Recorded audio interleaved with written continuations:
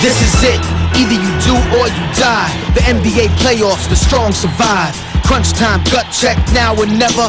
Game 6 playoffs, it gets no better. Top seed in the East is still in the home. Can Rick Hamilton and Wallace get back on the road? T-Mac in the Old Town attacks and the Pistons packing. Game 6, that's what's happening. Back in the Hornets' nest, will the answer stop the questions and prove who's best? Phillies up 3-2 and it's on to Game 6. Can Mash and the Hornets get back in the mix? Pippen and the Blazers rocked in Game 5. Home for Game 6 with their dreams alive. It's Game 6 and Dallas leads 3 games to 2. Dirk Nash and Finley, it's all up to you. ESPN, EA.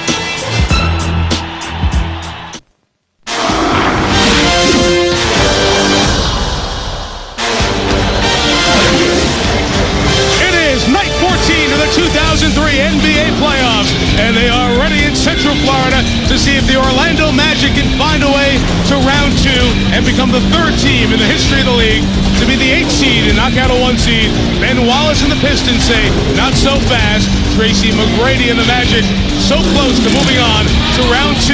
We're already the New Jersey Nets and the Boston Celtics are, and after our game, Philadelphia goes to New Orleans to try to move on to round 2 as one. A great night of hoops, and we're starting here in Orlando. Good evening, everyone, with Tom Tobin and Michelle Tafoya, Mike Tirico. Down here, if you talk to the Magic fans, coaches, writers, players, they say pressure is on Orlando to get this game, and obviously the Pistons are on the brink of elimination, but the question is, who's going to feel more pressure on the floor here tonight? Well, Detroit will. I mean, it's simple mathematics. They're the ones that are on the verge of elimination. And let's get this straight, every game in the playoffs is the most important game until the next game. Now, I don't know what kind of effort we're getting. I know the way Detroit's played all year. They play tough, they play hard for 48 minutes, so we're going to get the type of effort we saw out of Portland last night, out of New Orleans, or we're going to get clunkers like we saw out of Milwaukee and Indiana. I would expect the former of them to come out here and scratch and claw for everything. If it's a big pressure game, you need a big game from your best player. Best player on the floor, without question, is Tracy McGrady. He's standing by with Michelle Tafoya. Michelle. All right, Mike, thanks. Tracy, you guys went up to Detroit, up 3-1 in this series, and everyone sort of admits that you were focused too much on the result, winning and getting out of there, and less focused on the process of executing. How has your mindset changed tonight with another chance to close it out here at home? Well, we know this series isn't over. Detroit is obviously the best team in the Eastern Conference, so we know their back's against the wall right now, and they're going to come out with a great deal of energy. We just got to come out and match that and play better basketball than we played in Game 5. Now, you have said all along you can't do it alone, and clearly when your teammates step forward on offense in particular, you guys have much more success. What makes you confident they're ready to do it again tonight? Well, just being home and just having our crowd assisting us tonight. Those guys are ready to play. I truly believe that because they feel bad the way they performed in Game 5. We talked about it, and they're going to come out here and just play their game, get back to playing Magic basketball. Tracy, thanks a lot. Good luck. Thank you. I told you still look good. How nice of him. Back to you guys. A fine way to start a great evening. The season is on the line for Detroit, for New Orleans, and for Portland. First, it's the Magic, and the best star you may see all night, Tracy McGrady. He opened this series with 43 and 46. He's been spectacular, but he only had 19 in Game 5. Will the best defense in the league answer the call? We'll find out. The game tips next. The Magic are back home and ready to roll. Their main man, Tracy McGrady, 32 points a game. Pistons and Magic coming up next. Welcome inside Playoff Central. Kevin Frazier, Greg Anthony, Tracy McGrady. First, he compliments Michelle Tafoya. Then he gets his little groove on. Obviously, he's relaxed and ready to go. Well, he's flossy, definitely. But more importantly, will his teammates be flossy? That's going to be the big key. Can they get some production from that supporting cast? That's been the difference in this series. When they've played well, the Magic have won. When they've not, Detroit has won. That'll be the key.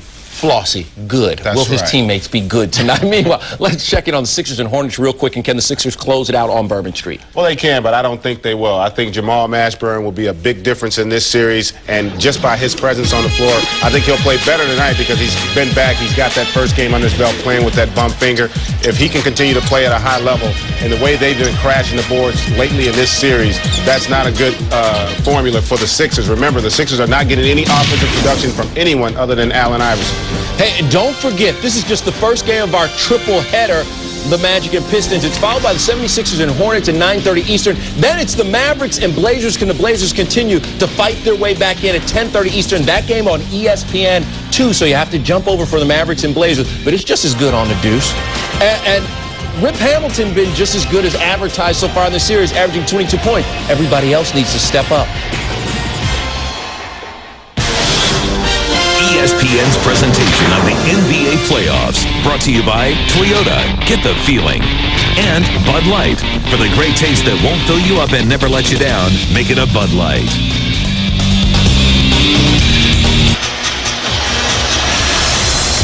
The NBA playoffs continue from Orlando. Game 6. Survival for Detroit.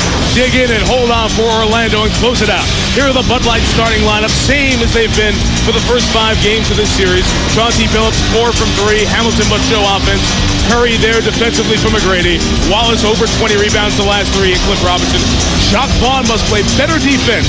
Jiricek must shoot well for the outside. Rick Carlisle, former Coach of the Year in the NBA in 2001, the year after Doc Rivers was the NBA Coach of the Year. These two match wits and adjustments and all the small little things as the series progresses. Game 5, Rivers Orlando team lost by 31. One of the worst beatings for a team trying to close out a series, trying to change the momentum tonight. The Detroit Pistons have not won a playoff road game in their last 12 tries. Can they change that tonight? The last time they won a road game, April 27, 1997, 5 years and 5 nights ago. Jiricek in Hamilton's face. Over the Pistons, you could say, we're due. First foul is a blocking foul. Jim Clark with the call. He joins Monty McCutcheon and Dick Pavetta as the officials here tonight. Well, you know those things going in. I always find it amusing when athletes say, I wasn't even here when that happened. I don't even know. You know those things. You can't win a road game, and you go 12 straight games without winning. You may not know it right off the bat, but when things start going bad, that's when you start saying, man, can we ever win a road game? We know these Pistons were here for the 2 this year, and they were all essentially here last year except for Tayshaun Prince. Wallace the miss, Jiricek the rebound. Only 10 assists for Orlando in the last game and just 24 field goals. We're looking for a nice passing early, and there's Jiricek on a move to the hole. Gordon Jiricek lost in the first couple of games of this series, broke out with 10 in the third quarter of Game 3. Well, the Pistons got to make sure they don't let happen what happened to the Pacers last night, and that's the Boston Celtics just came out, random crowd got into it, everybody was rocking and rolling, and never really had a chance. Jiricek is called for the foul, trying to get over the Ben Wallace screen 25 feet away. Well, we talked about this number, and it is so important. Obviously, when you take numbers in wins and losses, they're going to be one-sided. But this tells you what those guys were not doing. They were not shooting well at all. And it's up to Armstrong when he comes off the bench, Gooden and Jiricek to get going early tonight. Phillips missed. Pistons are 0-2. Vaughn with a little extra accelerator tonight. Finds Jiricek. Nice pump fake. Confidence for Jiricek will be huge for Orlando. Well, it's not so much the points when you look at that last graphic, it was the shooting percentage. You know, 47% going down to about 27%. When you get those guys playing efficient basketball, and I expect them to play well tonight, being at home, the comfort level's up. Michael Curry a 3 off the mark and out of bounds. Curry 0-2 from behind the arc now in the series. And it's a nice little pump fake right here. You see Rip Hamilton flying out at him, gets him to about 17 feet, and nice. But the Pistons, boy, 2 of the first 3 shots, you get Curry with a 3 and Ben Wallace with a 16-footer. If you keep doing that all night, this ain't going to be close. The Magic have gotten off to poor starts in the last 4 games. Hamilton, the good defense. Phillips cleaned it up. Chauncey was bothered by a thigh injury earlier in the series. Came right back for a solid 25-point effort in Game 4. Hamilton off the Wallace wall. Pistons have opened 0-4 from the field. Jiricek feeling it, stroking it. Rebound Wallace. He's had over 20 in his last 3 games. Hamilton turned away. Nice defense by the Magic with DeClerc helping Jiricek. Well, he's got to let that one go. And Wallace makes his first field goal. You know, Ben Wallace, his rebounds are up over the regular season, but he scored 10 a game as well. De Klerk with a lot of steps on the way in, but he got it to go. Well, somebody's got to help him out. I know it's his man, but when he's shooting a fadeaway jump shot on the baseline, he's not going to be the first one back. You got to help your big man out there. Shooting in the early going. Hold for the Pistons, who are shooting under 40% in this series. They shot 43 in the regular season. Hamilton tries to make it happen. On every rebound, they are just firing out. That was Phillips' hand. It looked like his foot the way it deflected, but it was clearly his right hand down by the floor. Orlando's been turning it over just about as much as they did during the regular season, 15 times per game. Phillips left 3 for 3. And finally, Chauncey Billups hit a 3. 4 of 28 in this series for a guy who shot almost 40% in the regular season. And that would be big for them if he can hit some threes, open up some stuff. I'd like to see Cliff Robinson, too, get going on the blocks a little bit. McGrady, first shot. He certainly called glass. Let me say, if they're playing pool, he'd have to take the cue ball out and put it back. That's right. It'd be a scratch. It's back on the spot. Right? Orlando by 3. Robinson left 3. 14-year veteran out of the University of Connecticut misses. And the Magic back the other way. That can make McGrady get going. The 3!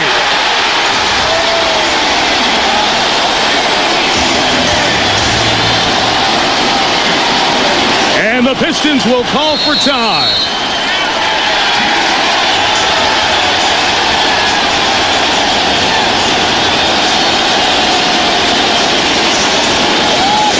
Orlando opens 5 of 7 from the field in the first 5 minutes.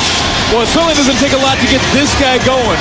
But when you rise up from the elbow and you bank it in, you say, okay, that's a freebie. Let me show you what I can do. Up, over, you look at the release point. Boy, you can't play much better defense than that. And you can tell, backing up, that is good. Orlando trying to win a series for the first time in 7 years. Early up 6 in Game 6. Grady, 8 of 20 shooting in the last game. Maybe a poor shot.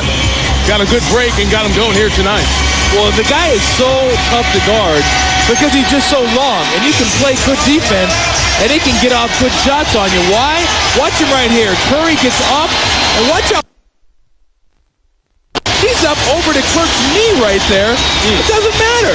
And that's tough. When he gets it going, you got to run guys at him because once he takes them off the floor, it's not you defending him. It's basically him defending himself, whether he's going to make or miss. Michael Curry picked up 3 early fouls in Game 5. Tayshaun Prince came in, did a good job defensively, but Detroit made the physical tone apparent early on. That has not been the case in the first 4:20 here tonight. Well, they're not getting to the rim. I mean, everything's from the outside. They got to try to get to the rim, get some easy shots. Hamilton rises up, and Richard Hamilton knocks down his first field goal. Hamilton, Wallace, and Billups have scored for Detroit. And he basically just said, shut up, Tom. But he can make that shot. Absolutely. One of the few Pistons that can on a regular basis. Juracek hands to McGrady. They're going to switch it. No, Curry's going to stay home. Rising up again. The Clerk hits the rebound over Wallace. And Ben comes away with the ball. A great offensive rebound. Just a little quick that time. Take your time, gather yourself, and then go up strong. You can see Juracek was told to stay right in Hamilton's face. Robinson for 3. Rimmed it out, and Gordon, the Croatian rookie, on the rebound. Traded with Drew Gooden from Memphis. Day before the deadline in mid-February. What a difference it's made. There is Gooden. Working on Robinson. So the Clerk push off in the back, called by Monty McCutcheon. Gordon Juracek. Better have his track shoes on tonight. Yeah, I mean, he's going to have to, he's staying with him, too. He's going to stay on his hip. And then right there, just force somebody else to shoot the ball. And interesting, you see right towards the tail end of that play, but Ben Wallace isn't getting offensive rebounds for this team. No one's getting offensive rebounds for this team. And you see right there what he's been able to do at the Palace and on the road, and not so much the points, it's the shooting percentage. I mean, he's shooting over 50% at home and struggling here on the road. Whether he gets 20 or 25 or 15, he's going to have to shoot a high percentage tonight. The foul on DeClercq was his second. Pat Garrity comes in. Robinson's hook is off. McGrady kept that alive so Garrity could get it, but he threw it out of bounds. You got to see more of that. I would like to see more of Cliff Robinson on the block because he can score on the block. That was a point-blank look. Didn't get it to go, but don't be dissuaded by that. Don't say, okay, I'm going to go back outside. Try to get some buckets inside and then work your way out. Robinson shooting 38% in this series on his season average of 12 per game. Wooden has him defensively. Hamilton has no entry. Hamilton with a step. Good recovery by Garrity for help defensively, but Hamilton able to knock down his second field goal. Well, when you don't have DeClercq in there and you have Garrity coming over to help, he can't get up and deflect the shot. He can't even get up there and affect the shot. Garrity at 6'9", plays a little shorter than DeClercq. Off the Vaughn miss, the Pistons can tie. Or take the lead with a three, halfway through quarter number one. Oops. Billups left free, and Detroit takes the lead. So Chauncey Billups, who in 5 games hit 4 3-pointers, has 2 in the first half of the opening quarter tonight. And the Pistons have scored the last 7. Gooden tries to stop the run. 3 years at Kansas. All-America last year. One of the best rookies in these playoffs so far. Hamilton, nobody stopped the ball, and Rip is trying to, as I said before, run Gordon Guricek out of his black shoes tonight. Well, good job of pushing up the ball that time. You don't have to take a shot, but push it up until it's available. Gooden once again, one thing that Gooden has shown as a rookie, he's not afraid of Ben Wallace. He has gone right at Wallace aggressively, especially in the half court offensively. Well, look at this. Billups, Jacques Vaughn didn't stop the ball, and Doc Rivers pleaded with Jacques Vaughn at the shoot-around this morning. No trailing Chauncey. In his face, ball pressure, and they couldn't put the ball pressure on there. Well, 4 fast break points. They're off and flying. That could be more than they've had the whole series. Vaughn is left free. Not going to get the roll, and Billups gets the board. Well, good job by Detroit recognizing you're going to leave somebody open. He's the guy you're going to leave open, take the open shot. Holding foul out high on Jacques Vaughn as Curry was trying to set the screen. Hey, why don't you log on to NBA.com for the exclusive 2003 playoff section. Live post-game press conferences, photo galleries, video highlights, and more. Love it live on NBA.com. Well, speaking of loving it, here's one who is loved here in Orlando as Doc Rivers talks to one-point guard Jacques Vaughn. He brings in Darrell Armstrong, age 34, an undrafted guy who has come to this franchise over the years and brought high energy, solid point guard play, and he's been the difference for Orlando in this series. Not my words, the words of the coach, Doc Rivers. Chauncey Billups has hit 3 threes in the first quarter. That is a huge difference for the Pistons. Detroit on top by 4. Armstrong lost it and put it off the baseline. Here's Michelle Tafoya. Well, Darrell Armstrong into the game taking on Chauncey Billups in that man-to-man. They really love playing against each other. They say there's no trash talk. It's just classic, good old-fashioned basketball. Chauncey complimented Darrell Armstrong, saying there's no one who plays every single possession as hard as he does, and that's why I consider it a challenge and somewhat of a privilege to play against this guy. It should be a fun matchup, guys. Billups trying to put the challenge over Armstrong. Drew Gooden with a little anger against the board. Orlando's turned it over 4 times in the first quarter. Detroit's taking care of it. Nice great ball movement. To Garrity. It's the 3, and Wallace goes up to Garrett. Garrity is being bothered by a bruised pelvis, and his shot just has not been the same in this series. 4 of 19 from the field. Hurry around McGrady. To Wallace. McGrady picks up the foul. Well, that was nice attacking right there and trying to get the ball to the rim, but if Garrity's not able to hit those open shots, then really he becomes expendable because you can't have him out there in the court because of defensive reasons. The Magic stop it here for time as Garrity's offensive struggles continue in this series. Drew Gooden gave him a little surge, but Detroit has bounced back to take a 4-point lead here in quarter one of Game 6. The Detroit Pistons started 3 of 11. They've hit 5 of their last 6, trying to force a Game 7 back at the Palace of Auburn Hills on Sunday. Detroit leads Orlando 19-15. It's the way these series games have gone, especially since Game 1, Tom. In the last 4 games, the Pistons have enjoyed a huge first quarter edge. If you take out the Orlando 5-point lead in Game 1, the numbers flop even more. The reason Orlando's won more games is they've played better second quarters. But I think it's important tonight for Orlando to not let one of these 10-point leads at the first quarter happen. Then I think that momentum we talked about really starts to gain for Detroit, and there's a lot of pressure on a young team that has not been to the second round often.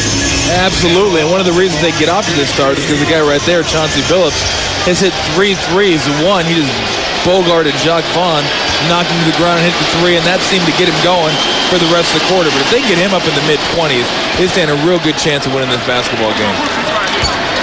Michelle Tafoya?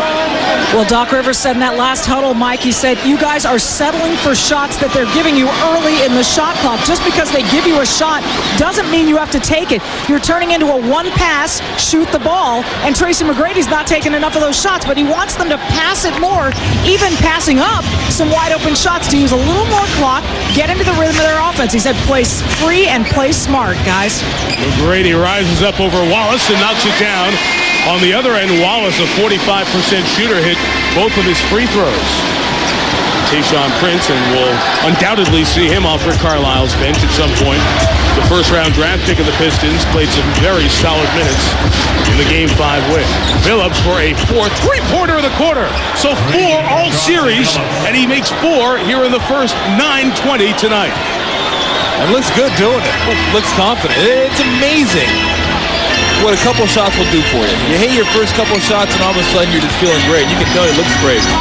Boy, Wallace out defensively. McGrady tried to take advantage of him, but threw it away out of bounds. And you watch Billups right here, just going to come off the screen. I think that was Cliff that came up there, and Gooden couldn't get out quick enough, and it's no hesitation. It's off the screen, I'm open, let it fly. And once the jumper opens, now the drive to the basket becomes a little bit easier. The bounce for Ben Wallace. Off the mark, and Gooden cleans the glass for Orlando. And a good job at defensive transition by Detroit. If they don't get the rebound, let's get back and not give up easy buckets. Michael Curry out high, had a hand on McGrady, and president of the NBA Players Association picks up the foul. That's the first foul on the Pistons. That's why the Thunder stick slapping from the Magic fans.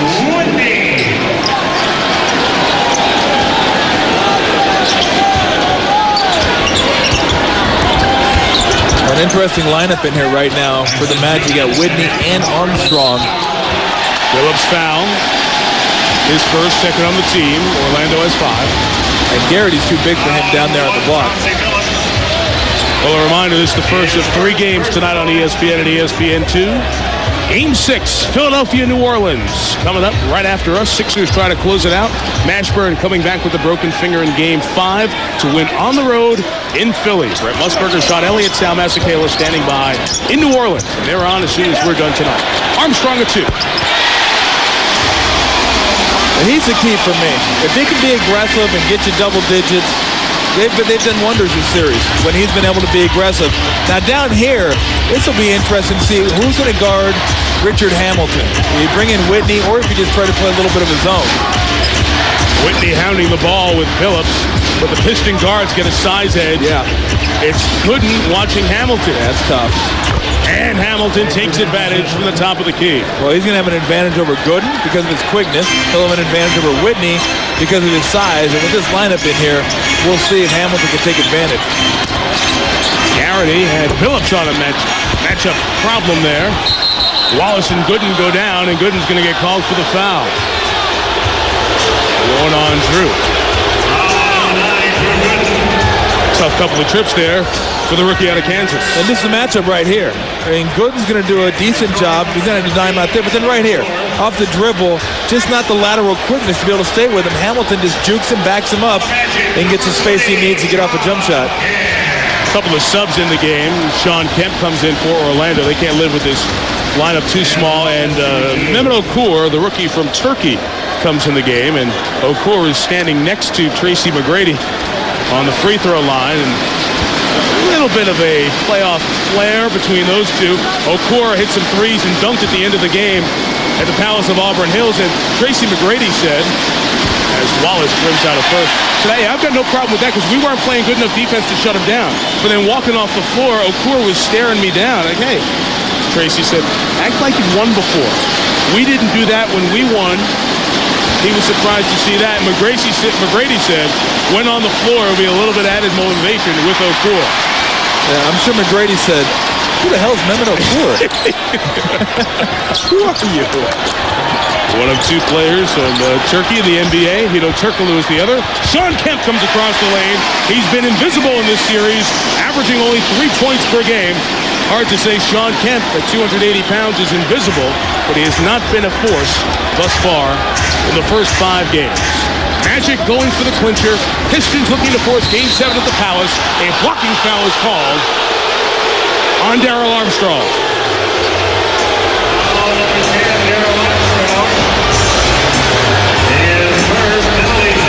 Chauncey Billups right now is just looking to try to make something happen every single time he touches the ball. And usually I mean either make something happen for yourself or somebody else. Right now he's looking for himself. Chauncey, 9th best free throw shooter in the NBA this year at 88%. Missed one, and the Pistons are now 2 of 5 from the line. What is that? That is a bad look. Wow. It reminds me of the guy in Every Which Way But Loose, that orangutan with Clint Eastwood. Clyde. Left turn, Clyde.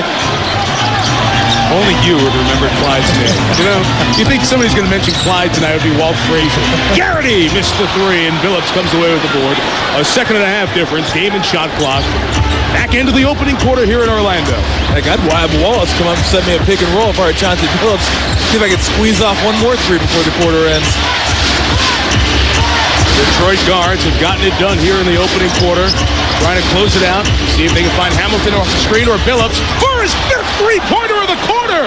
Whoa, Chauncey, where'd this come from? McGrady sees the clock, will try to beat it from 43. Missed it. Well, the team from the Palace has the Palace guards playing very well in a step-up game tonight. Billups with 18, and Hamilton has 8 of those 12, so the guards have 26 of the Piston 30 in the opening quarter. Meantime, Tracy McGrady, 3rd in the NBA playoff scoring, has 7 after 1. Once again, the Pistons control the first quarter. They lead by 9, trying to stave off elimination. Who was a pace setter for this Detroit team offensively this year, really set a tone in the opening quarter of a must-win game. More 3-pointers than he had in all 5 prior games in this series. Well, he gets it started with the pick and roll right there, and that got him going. Then a little bit of an opening right there, and then this one, you know you got it going on when a guy just right in your mug, rains up over him, and good. And you know what?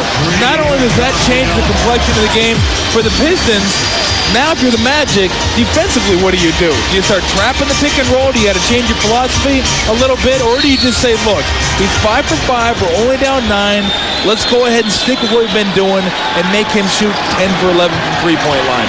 Billups and Hamilton remain in with Ben Wallace, Mehmet Okur, and Tayshaun Prince, the rookie out of Kentucky, guarding McGrady because of his length. You saw it there. McGrady had to change his shot and couldn't spin in a spectacular putback, but he got fouled by Prince. Here's Michelle Tafoya. You guys were talking about what they should do to guard Chauncey Billups. In the huddle, first they told Darrell Armstrong the only reason he's shooting over you is because you're jumping. You have to stay right up in him. But then Doc Rivers said, hey, Chauncey Billups is hot. So what? He's going to make his shots. Stay up in him, but you guys have to focus on your game, and you've got to drive to the basket more. So a couple of messages. Armstrong, stay up in him. Don't jump. Don't be faked by Chauncey to jump. But also, try to ignore the fact that he's hot, guys. Hard to do. Well, you can't as a coach after 1 quarter throw away your whole game plan. You know, sometimes guys just hit shots, and you have to accept the fact that if he's going to make, 9, 10, 11 3-pointers, you might lose the game. Armstrong trying to answer the call. Tough shot there. Good deep. Yep, sure was. Sean Kemp comes away with the board with Whitney, Armstrong, McGrady, and Garrity, the 5 on the floor for the Magic. Hamilton the foul. 2 team fouls in the first half minute of this quarter on the Pistons. First on Rick. Those are the type of fouls you'd rather not pick up. Something away from the bucket, 18 feet away. Yeah, kind of a cheap little foul. And you don't think much of it, but then maybe in the fourth quarter, you pick up your fifth and you think back, dang. Or it gets them on the line quicker in the second quarter when they go on 8. Wallace to help defensively. That leaves the glass free, but Kemp couldn't squeeze it, and Prince comes away with it. I like the fact that the Pistons are looking to push the ball.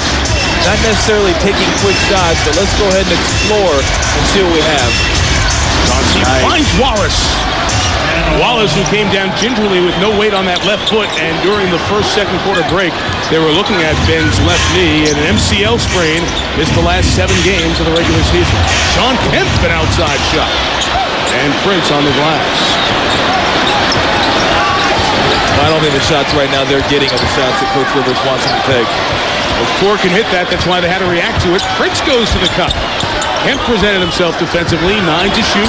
Hamilton a 3. Garrity to the ground. Okur with the ball. No whistle. Well, Garrity just can't get any elevation. He must have got up a good 4 inches. I mean, it's not like Okur jumped over him. He just happened to be up a couple inches higher. It's still better, but he's dragging around that right leg from the pelvis injury. Prince, who shot a lot of threes but couldn't make them, as McGrady in his face. This is when the Pistons get in trouble. But Hamilton bails him out with a fadeaway deuce. Well, I'm just turn around and shoot over with him. He's 4 inches smaller. That's a good look. You're going to turn around and not have a hand in your face. Garrity left free for 3. His shot way off. Great hustle by Armstrong to keep this possession alive. This is one they need. Turn it around with a 3. Whitney can't get it. Out of bounds. Off Wallace. Orlando ball. Third game of R3 comes up on ESPN2 at 10:30 Eastern. Brad Nessler, Bill Walton, David Aldridge in Portland for the Blazers Mavericks. Portland trying to do the unthinkable, come back from a 3-0 deficit. Never mind the fact that trying to win the series, only 3 teams out of 68 down 3-0, or 2 teams I should say, have forced a Game 7. They would be the 3rd team ever to be down 3-0 and force a Game 7. Well, on that one, it'll be interesting to see what kind of game Steve Nash has. He just has been off the mark the last couple of games. Now, he did have 11 assists last game, so he's still creating for his teammates. But when he's got it going, he's going to give you 17 to go along with those assists. And right now, the Magic need to find somebody other. They're just force-feeding Tracy McGrady. Someone's got to help him to pick up the slack right here. Prince has 2 fouls. Gooden presents himself. Wallace's timing is so good, he was able to stay in the air long enough to keep that alive. Phillips on the take, was fouled on the pass, not on the shot. So Piston ball out of bounds. Well, I'm sorry, Mike, go ahead. The Detroit Pistons in a must game. What must you do on the road? Not give them easy ones? Look at that. They have not turned the ball over here in the first 14 and a half tonight. Yeah, a key stat always is you look at the end of the game, who has more field goal attempts. And how do you get more field goal attempts? You turn the ball over fewer times. You get a few more steals. You get some... Whoa. So much for the no turnover. Armstrong all the way. Couldn't get it. Kemp on the rebound. Fouled by Okur. And Sean Kemp and Okur with some incidental contact. I always love when the guys have their arms raised. You know, let me tell you something. When the guy has his arm raised, he just did something. Okay, because they do it and then they raise their hand. Right. They like get one of these. Like if we're under there and we're battling for a rebound, like I'll give you one of these and then I'll go like this. And I'll be like, hey, not me. I don't know what you're talking about. It wasn't me. Or they'll give you one of these too. Like get out. Sounds like you did that a few times. Absolutely, in your career. absolutely. You give it to him, raise it. I couldn't have done anything. I don't know what you're talking about. Okur picked up the foul. Team fouls, by the way, now 4-1. Pistons have committed 4, kind of the reverse of what we saw in the opening quarter. Phillips will come get a break on the bench. And Chucky Atkins comes in for Detroit. Well, I know guys, I guess, need to take a blow sometime. When a guy's that hot, Ride him until maybe he misses a couple shots. You know, it's 48 minutes. These guys are young. They can handle it, but I know you have your rotations. You want to get Chucky Atkins in the game as well, but man, it's hard to sit a guy that's on fire like he is. Chucky, who did nothing, 14 minutes, 0 for 5 from the field in Game 5. Tayshaun Prince has a good-looking shot. A rookie who spent 4 years at Kentucky, and Rick Carlisle says, I have confidence in him because at 22, he's an experienced rookie. You don't get that much often in the NBA these days. He has the wingspan of an albatross. 7'3". McGrady goes up 10 feet and puts it down.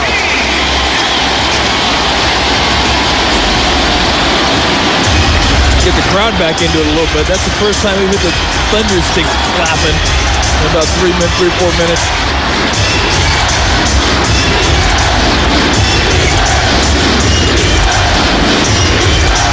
Hamilton watched by McGrady. Tough shot. Rip got it back on the handoff from Okur. So Hamilton, he never stops. He's always running, and when he's running and free, he's so much better. 6 of 10 from the field here in the first half. Prince's third foul. So Tayshaun's come in here at the start of the quarter, and in 4 minutes picked up 3 fouls guarding McGrady. Trying to slow him down, McGrady, who went for 43 and 46 in the first 2 games, but has shot only 42% from the field in the last 3 games, and now has to see Prince show up offensively as well. But Tayshaun will be on the bench with 3 fouls when we come back. Pistons by a dozen in a must-win Game 6. Detroit trying to maintain an advantage that was 9 after the first. They lead by 12 now as both teams get into their bench, and the officials cognizant of that as well. Just like we talked about earlier today, tempo changes. A lot of non-starters in there. Let's stay right with the tempo changes. We okay with that, guys? Good. I'm older, so I'll walk. Dick Pavetta in his 28th year as an NBA official with Jim Clark and Monty McCutcheon here tonight. But that's a good point because as the subs come in, their job off the bench is what? Energy. Be physical. Get in there and bang a little bit. And if you're a guy, I was a guy who came off the bench. Come off the bench, you don't mind giving up a few fouls, being tough, trying to change the tempo, trying to get the crowd into the game, and doing that, you're going to be a little more physical. McGrady comes to the line. Tracy will get 1 more, 2 of 3 from the line. 11 points tonight. And we're talking about the bench. Tayshaun Prince now back on it with 3 fouls, but he's part of the reason that the Piston bench played well in the last game. They had not played well thus far in this series, and were the best benches you saw in the regular season. John Barry, who we have yet to see tonight, gave this bench the nickname the Alternators a couple of years ago, playing off the Pistons Motor City theme. The Alternators were not firing at all early on, but outscored the Orlando bench quite well in Game 5, 36-20. Hamilton off the curve. Wallace went up to get it. Gooden with 2 hands, got it from Ben. Gooden's running right down the middle. Nice job. Ben was complaining about the foul. Sean Kemp has it. I think he wants to fire this thing. No question. He showed good restraint, but Reap posted himself. 5 to shoot. Goes baseline on Wallace. Oh, good D. Good recovery. Nice sequence both sides defensively from Gooden and Wallace. Robinson's blocked by Gooden. Drew Gooden, a block to go with his 5 boards, and he has really shown up tonight.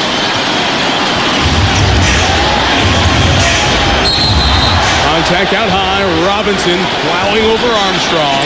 Will pick up the foul. Pistons over the limit. Drew Gooden, nice job beating him baseline, but Ben Wallace doesn't give up on the play. Jeez. Take a bigger swipe at that thing, why don't you? And then Gooden says, all right, I'm going to give me one. Give me that thing.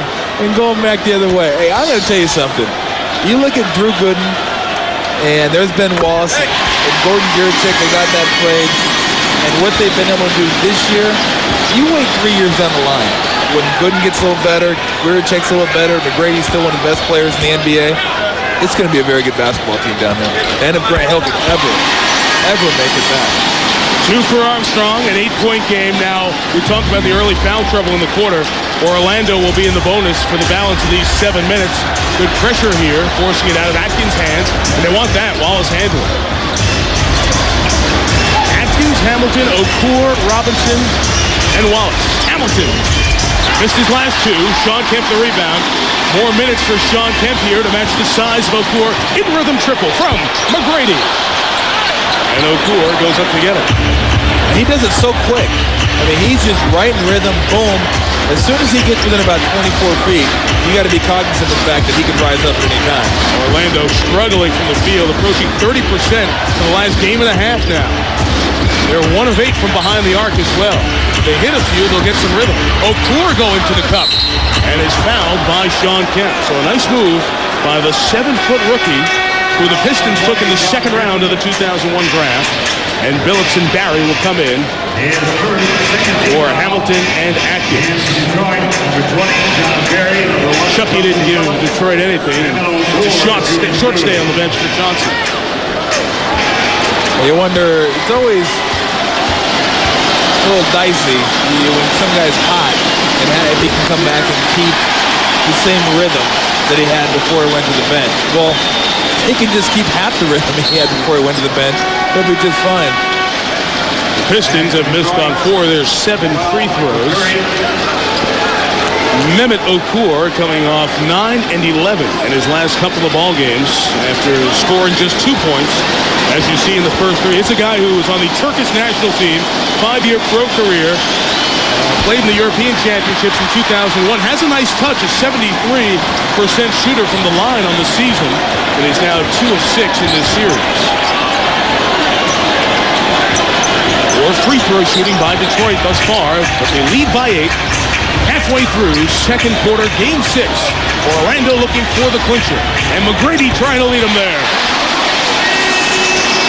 14 for Tracy, 9, or 7, I should say, here in the second. Well, I was getting ready to say, well, that's a tough matchup for John Barry. That's a tough matchup for anybody in the NBA. Doesn't matter who it is. We talk about this guy when he gets in his spot and is able to get to where he wants to get. He's just going to flat out jump over you. And down there on the block, John Barry did a nice job trying to bump him right here, get into him a little bit, get into him. I mean, that's a good job. You're looking at about a 17-foot shot right now. That's a fadeaway. You'll live with that one. He's not only giving away 3 inches, he's also giving the high rising quick ability we showed earlier from McGrady. Tracy has 14 of the Magic 32. Detroit leads by 6. 5:50 left before halftime. ESPN's presentation of the NBA playoffs, brought to you by NBA Street Volume 2 from EA Sports. Big. And KFC. There's fast food, then there's KFC. With Michelle Tafoya and Tom Tolbert, Mike Tirico, TD Waterhouse Center in Orlando. Game 6, the Magic trailing by 6. They've shot 2 of 11 in this quarter, but have trimmed 3 points off the deficit because of Tracy McGrady's play. Well, this guy just can score from everywhere. I mean, you watch what he does. He rises up right in your face. You're playing good defense, take you to the rim, jump over you. Even Manuel said, I'm not going to mess with that. And then the fadeaway over John Barry, and you're going to be able to live with shots like that. But I'll tell you what, when you look at the numbers there, guys that have been guarding McGrady, McGrady has no assists right now. He averaged in the wins 6 assists per game in the Magic wins. He's going to not only have to find a way to get himself going, but get easier shots for his teammates and get up there in the assist column. Out of the timeout, Pistons trying to ride the hot hand of Billups. So good in the opening quarter. Missed there. 3 white shirts shroud the glass. Orlando can get it to 4-3 on this trip. We see it all the time. The teams that generally don't score a lot, they come up with a big quarter and then have trouble following it up with another big quarter. Well, 30 in the first, only 8 here in the second. Barry recovered with a good hand. They call Fowler a tie-up. Jim Clark on the outside has a tie-up, and it will be a jump ball. Fans wanted the foul. So did Doc Rivers. Clark has a clear look at the ball. Ravenna was going to call the foul from behind. But good teamwork there. I think Doc Rivers is saying, hey, unless they're dancing, that's a foul. I think you're right. It was a foul. But again, McGrady had Barry on the matchup. And Barry's trapped himself in the corner. Gets it to Chauncey, who is pushed and fouled by Armstrong. There's 2 on Armstrong, and The third team foul of the quarter on Orlando. Philadelphia, New Orleans is coming up next. Game 6 in the arena right next to the Superdome. Brent Musburger, Sean Elliott, Sal Masekela, Allen Iverson, who had 55 in Game 1, but has not been able to have a huge game since, trying to go for the closeout and avoid a Game 7 back in Philly on Sunday. Our guy Sal Masekela in New Orleans? That could be dangerous. That could be dangerous. Easy, Sal. Robinson on the pass-off is fouled, and a technical foul is called on Orlando. On McGrady for throwing the ball in disgust after that third foul in about 30 seconds. The personal was called on Sean Kemp.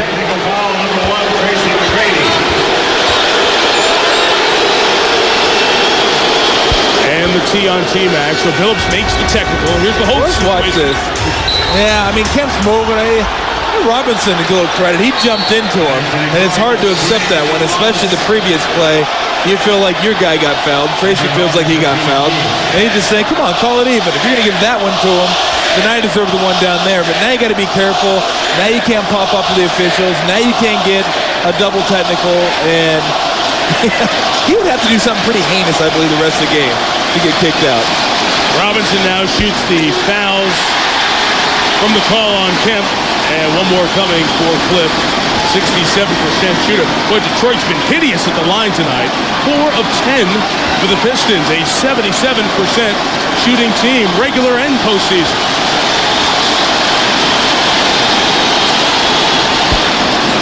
Now 5 of 11. Lead is 8. Detroit trying to win a road playoff game for the first time in 5 years and 5 days. And do something they've never done. Win game in 5 and 6 to force a Game 7. McGrady fouled on the outside. Foul number 30, Clifford Robinson. And that's a strain he puts on you defensively. When you know a guy like that can rise up and hit shots, you want to keep Tayshaun Prince standing there with 3 fouls on the bench. You want to be close enough to where you can rise up and challenge him, but you know he can go by. It's just hard. I mean, this guy is one of the top couple players in the NBA. So you want to get out there. You know he can rise up. They can also go by. A little bit of a touch foul, but it doesn't look like much, but you still impede his progress from going by you. But, Tom, there's a fine line here. McGrady can carry these guys by scoring 40-plus. It doesn't give them their best chance to win. It's a very fine line of scoring 30-ish and involving everyone else. And right now, they're not on the good side of that line. No, absolutely. Even though it is within 6, McGrady scored 8 of the last, Orlando 10. That's a blocking foul on Gooden. Drew was moving on that one and picks it up, his second. Now both teams in the penalty, so Orlando had 3 minutes by itself in the penalty before Orlando got some quick whistles. Well, it's just not a foul that you want to commit 25 feet away from the bucket. And you're going to see trying to get over the pick and roll. Gooden's going to step out and just, there's no reason for that. Just go ahead and let him go. Slide along with him and get your hands up so he doesn't shoot it. But if you're moving, and then you're sliding a different direction, you're going to get that foul. Andrew DeClercq checks in for Sean Kemp. Best sequence of minutes for Kemp thus far here in the series. Both free throws made by Barry, a very good shooter. And Detroit's back to an 8-point lead. No count. Back to the starting 5, except for that man, Armstrong, instead of Jacques Vaughn at the point. McGrady rising up. Rebound, Gooden inside. So Michael Curry's defense was blanketing. Didn't give McGrady a good look, but Gooden gets the cleanup. Barry got a step. Nice find for Wallace. John Barry, 10 points in each of the last 2 games, Tom. Orlando's getting to a dangerous situation where they're giving the ball to Tracy to stand around and watch it. They're getting closer, yeah, but I don't think it's the way they can do it for another 2.5 quarters. You never know. He could have a 50 in him. He's got 16 now. Barry chasing, got to it. Change McGrady's points, 18 of the Orlando 38, nearly half right now. Armstrong bumped by Robinson. Phillips got all the way, blocking foul, the third on DeClercq. And this building erupting with every whistle. Well, it's hard to tell if DeClercq was inside the half circle underneath the basket. If he was, then you're not going to get that foul. Got to be careful, too. It's a young team. You can't start playing against the officials. The Pistons are tough enough to play against. Even though the whistles aren't going your way right now, Orlando's got to be very careful. And I'm not sure where his feet were. It looked like he may have been sliding anyway, so it wouldn't have mattered. But I know if you're Orlando right now, you feel like everything's going against you. You just got to say, that's okay. You got to remember that other than Darrell Armstrong, Sean Kemp, and Jacques Vaughn, nobody in this Orlando series or team has won a series. These guys don't know how to close it out. They're trying to figure it out on the fly here the last couple of games. They've certainly got a lesson of what a closeout game was like in Auburn Hills. Phillips has 21, Pistons by 8 as we approach 3:20 left before halftime. McGrady on Curry, the matchup to start the game. Robinson came over to help, and the foul is called. On Curry, his second. Number 12, Michael Curry. It doesn't look like anybody's real happy with the officials right now. Game 6. And a technical foul called on John Barry. Dick Pavetta will wave him all the way. Barry, who's wearing on his sleeve guy to begin with, picks up the tee, much like McGrady did a moment ago, and Armstrong slices one off the advantage. And Hamilton will come get JB. Mason McGrady shooting 2.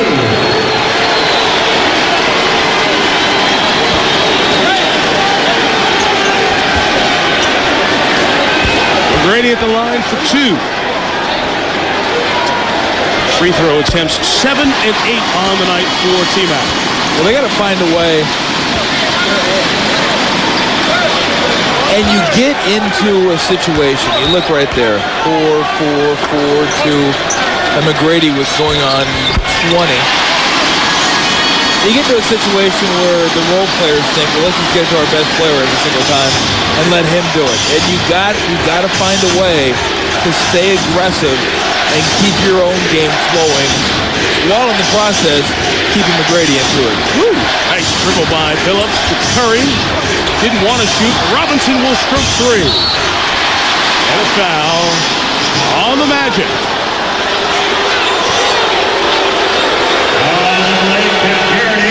It's the 14th foul called on Orlando, 10th on Detroit.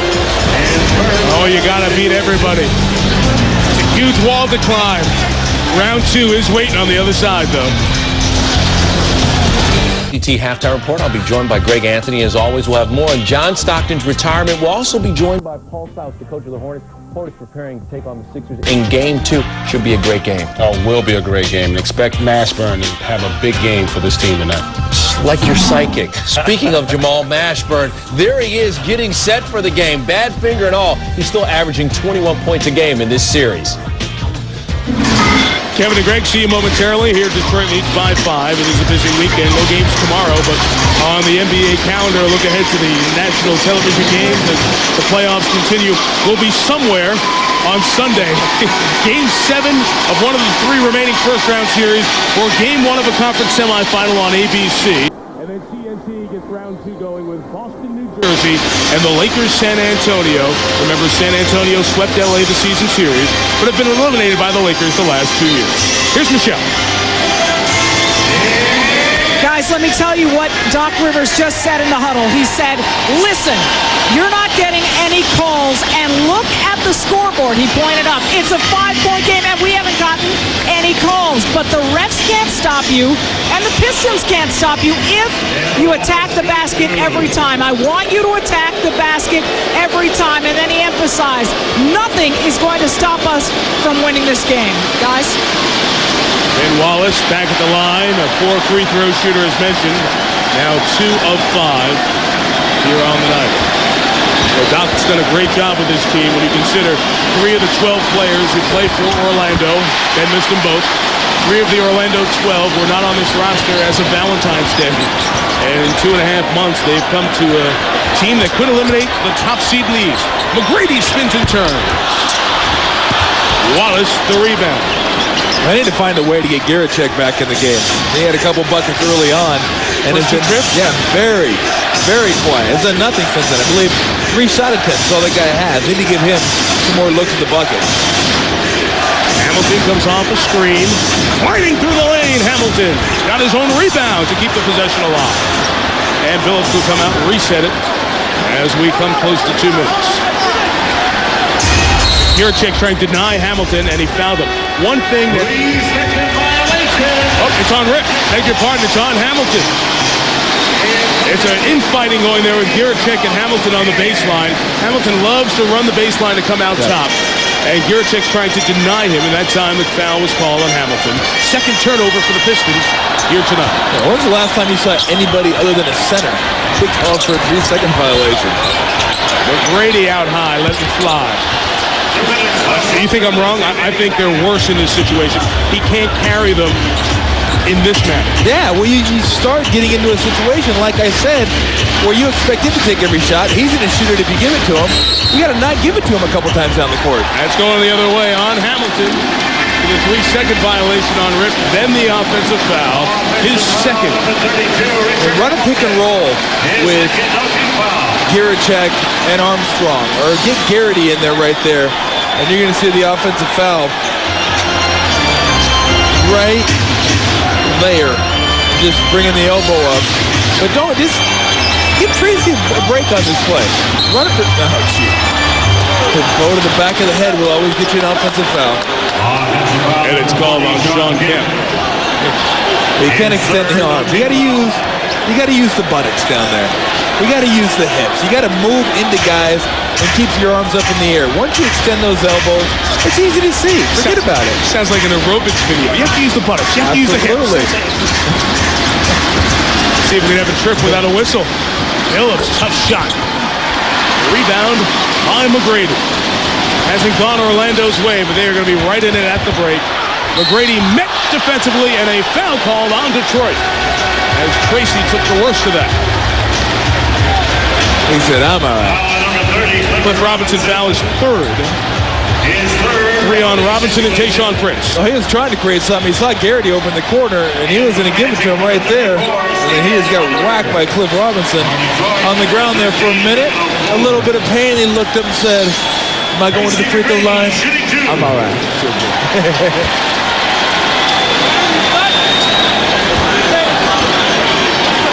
And then you see the 15 shots right there is what's a little bit alarming.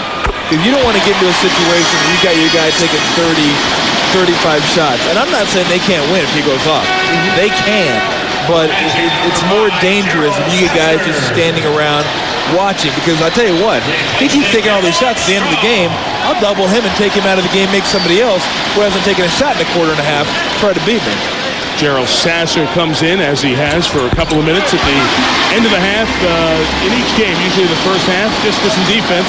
McGrady has 22 of the Orlando 43. Once down by double digits. They trailed by 12 at one point. The Magic within 3 as we get to the final minute of half number 1. Billups lost Sasser. Curry left free. That is a 2, which is good with a foul.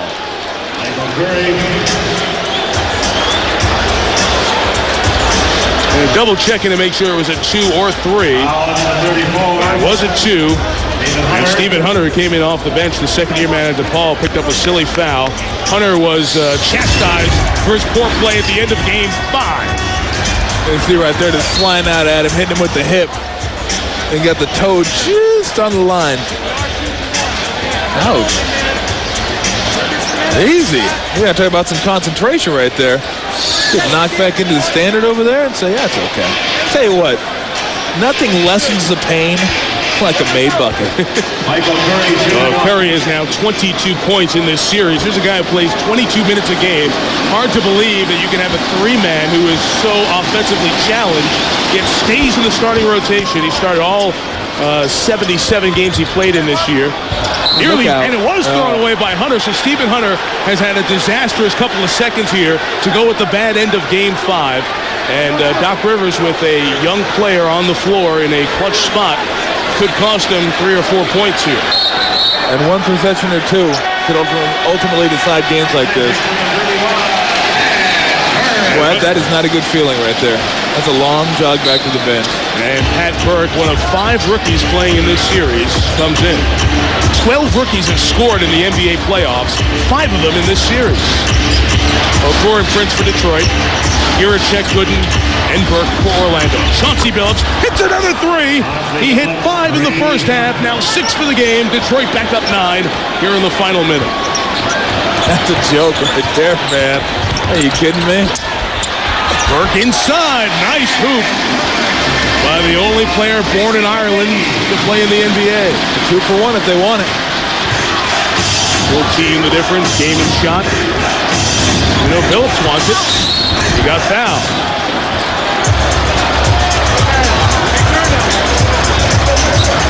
Now you want to know when you're feeling it? When you just do a little shake at about 24 feet away, guy in your face, rise up and say, mouth. What do you say? Mouth. Mouth? Mouth. Not mouth, like Ralph Mouth. Mouth. Like in your mouth. And shoot it in your mouth. That's like an old time. I'm so glad you cleared that up from the tongue. You never said that? Well, I mean, you don't make that many probably. But I mean, next time you make one, just yell at somebody and they'll go mouth. Right in your, you don't say right in your, just mouth. I'm not even looking at you. Chauncey has 25 here, now 26, more than he's had in any individual game in this series. Magic had it down to 3. It's back up to 9 with 27.4 to go. Doc will take the 20. He can't take with you to the second half. Well, a big minute, last minute 19 for the Pistons. Because the Magic weren't playing great, but they managed to creep their way back into the game, and you're down 3. Now you hit a 3, you get to the free throw line, you push this thing back up 9, and if you miss here, there's still enough time to get another shot. So now, instead of being down 3, you could be down double digits heading into halftime. That's big for the Pistons, the last minute of this quarter. The Detroit Pistons are the 1 seed for the first time since 1990 when they won back-to-back titles, and one of the key contributors there, a 10-point-a-game scorer on that second title team. The microwave out of Baylor, Vinnie Johnson, who comes to a Pistons game not too often, but here to see this crucial Game 6. What a career he had. 10 years, averaged 14 a game with the Pistons. Impossible shot to block, too. The way he would lean in and shoot it behind his head, he just couldn't block it. Pistons have made a lot of history. They're trying to make some more. Never in the franchise history have they won Game 5 and Game 6 to force a Game 7. It's a microwave-like first quarter for Chauncey Billups. And Grady has that ability as well. Asking for the screen from Garrity. Okur on the switch. Shot clock violation. So Detroit does a nice job switching their big men on McGrady. Well, they stepped over, and you know to do that when it gets down to 4 or 5 seconds. You might as well just start scrambling and switching and make them kick back out or run the shot clock. And if they can make a bucket here, even if they don't, I mean, what a disastrous last minute of the quarter for the Orlando Magic, and a big boost for the Pistons heading into halftime. John Barry came in. So did Atkins. With Billups and Okur, they took Ben Wallace off the floor. Not going to do it again, is he? Billups taking, missing as we get to the first half. Well, as it was in games 1 and 2, it's McGrady and the rest of the guys. But Tracy has missed 9 field goals in this first half, and Detroit maintained that edge they had at the first half. They led by 9 after 1.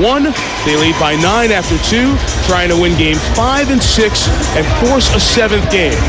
And a great half from Chauncey Billups, who's with Michelle Tafoya. All right, Mike, thanks very much. 6 threes in the first half, and that ties a Pistons playoff record, Clifford Robinson's record. You said that your threes have been flat-footed because of the injury to the thigh. What changed tonight? Well, my thigh's feeling a lot better, so I'm able to get a little elevation on my shot, and that's what I need to stick it on. Earlier in the games, I was just trying to, because of my strength, I was just trying to wing it in there, but I got a little more legs today, and, fortunately, they're going down for me. The other team has some legs, too. You guys have had some leads. They keep chipping away. So what is absolutely crucial to winning this game and sending it back to Detroit? We got to stay aggressive. We got to stay aggressive. We got to play to win, and that's the bottom line. I mean, this team's going to fight back. They got a lot of pride there at home. This crowd is crazy in here today. And we just got to play aggressive. Just keep playing aggressive, continue to play aggressive. The refs are calling it tight, and that's what we want. All right, Chauncey, thanks. Good luck. Thank you. Let's send it back to you. He was traded here, Michelle, but never played for Orlando. Traded 4 times on 6 teams in 6 years. He's found a home and a leader in Detroit. Chauncey Billups, 26 in the first half. The AT&T halftime report, Kevin Frazier, Greg Anthony, joined by New Orleans Hornets coach Paul Silas, as the Hornets go to do the same thing the Pistons are trying to do. Stave off elimination and force one of the best things in sports, Game 7 of a playoff series. Billups has a minute at the break. The Pistons by 9. AT&T halftime report is next as you watch the NBA playoffs on ESPN.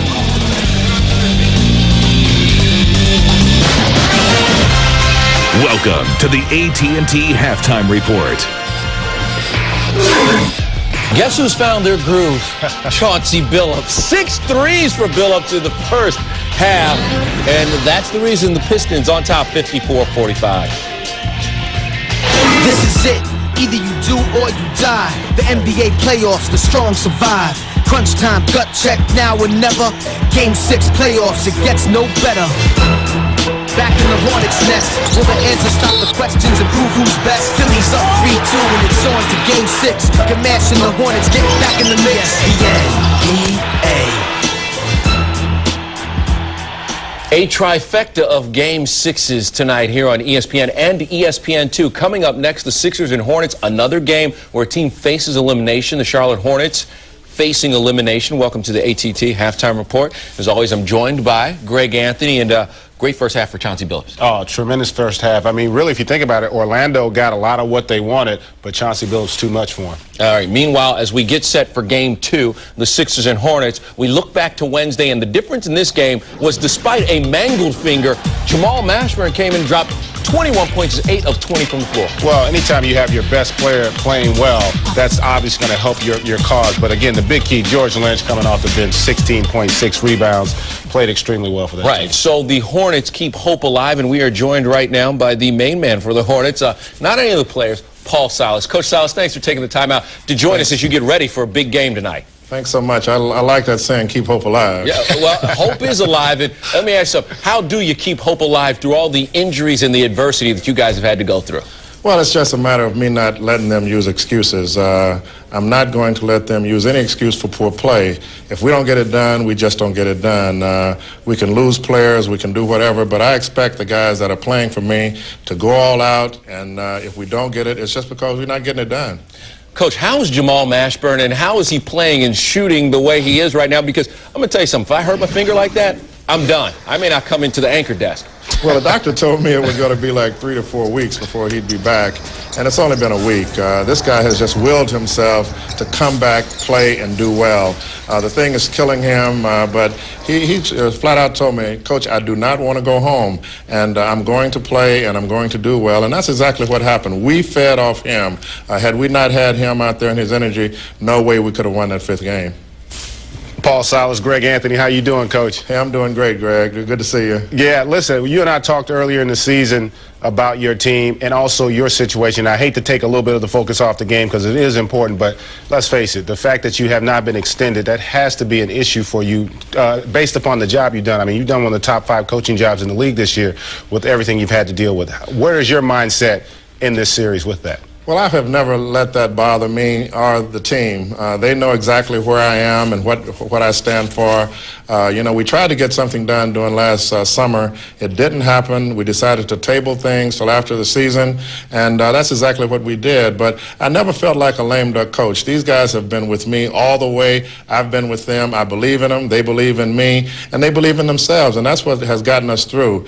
But, we'll sit down after the season is over, and I'm sure we'll try to work something out. If not, there are other options out there. Oh, there are definitely other options, but you got to like this team you have and the way you guys are playing right now. Do you think, what's the key to the game for you? I think it's going to be your ability to rebound the ball offensively, but you tell me what you think the key is. That's exactly right. That and turnovers. We have turned the ball over 21 times or more when we've lost. The last game, we turned it over 10 times for 8 points. The rebounding, Kenny Thomas is probably our biggest nemesis. He and Derek Coleman are going to come in crashing the boards. That means McGlure, P.J. Brown, George Lynch, Tractor Trailer, Moiso, all my guys. That's all I've been preaching the last couple of days is we have to rebound the ball better and we have to limit our turnovers. Should we do those 2 things, I'm sure we're going to get the win. All right, you guys win tonight and you extend it to a 7th game. Then you have to go to Philly, play in a tough place, the First Union Center. But like you said, you won't let your guys lay down or take it easy. So obviously you have them focused and ready for that task. Well, there's no quit in these guys. You know, through all the adversity that we've been through, Baron Davis goes down, we change the lineup, go with the big lineup, Mashburn takes over at point forward, and we continue on. And that's just it. I have to find a way. George Lynch comes in the other night and gives me my big lift. It has to be somebody else. This is money time. All the money is on the line. You know, I tell my players straight out, respect all your opponents, but fear none. And that's where we are right now. And you know what, Coach Silas, first of all, thanks for joining us, but I want to say it's money time, and it's time for you, one of the class acts in the NBA, to get paid and getting taken care of. And if they're sleeping down in New Orleans, there are a lot of folks out there waiting to take care of you. Thanks, Coach Silas. Thanks so much. I appreciate you guys. Well, hey, thanks for joining us, and good luck tonight. Paul Silas, great guy. Class act. Yes, he is. Hey, don't forget the 76ers and the Hornets at 9:30 Eastern. That's coming up after the game going on right now between Detroit and Orlando, and then the nightcap on ESPN2, the Mavericks and Blazers. Can the Blazers sneak back in to that series? They've already won 2 straight games. Meanwhile, Tracy McGrady, despite a lack of help from teammates, still doing his thing. 22 points from McGrady in the first half. This halftime report is presented by the world's networking company, AT&T.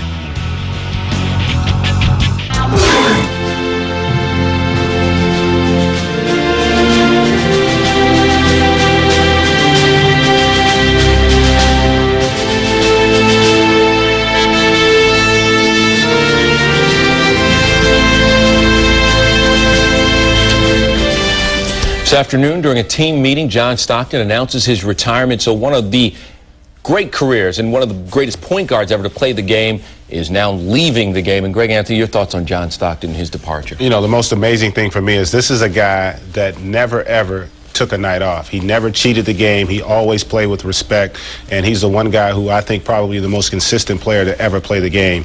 That's how I'll remember John Stockton as a basketball player. You didn't hear a lot of people saying that he's 41 years old. You didn't hear people saying that. You're just saying John Stockton, one of the greats, and he played great even into his 40s. Congratulations on a great career, John. You will be missed. Meanwhile, Chauncey Billups not missing much of anything, is he? No, he is flowing. You'll have to keep it up the second half, though. This halftime report is presented by the world's networking company, AT&T.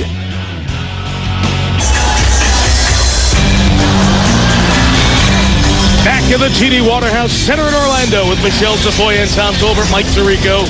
First half stats of a Detroit 54-45 advantage here in pivotal Game 6 of the best of 7.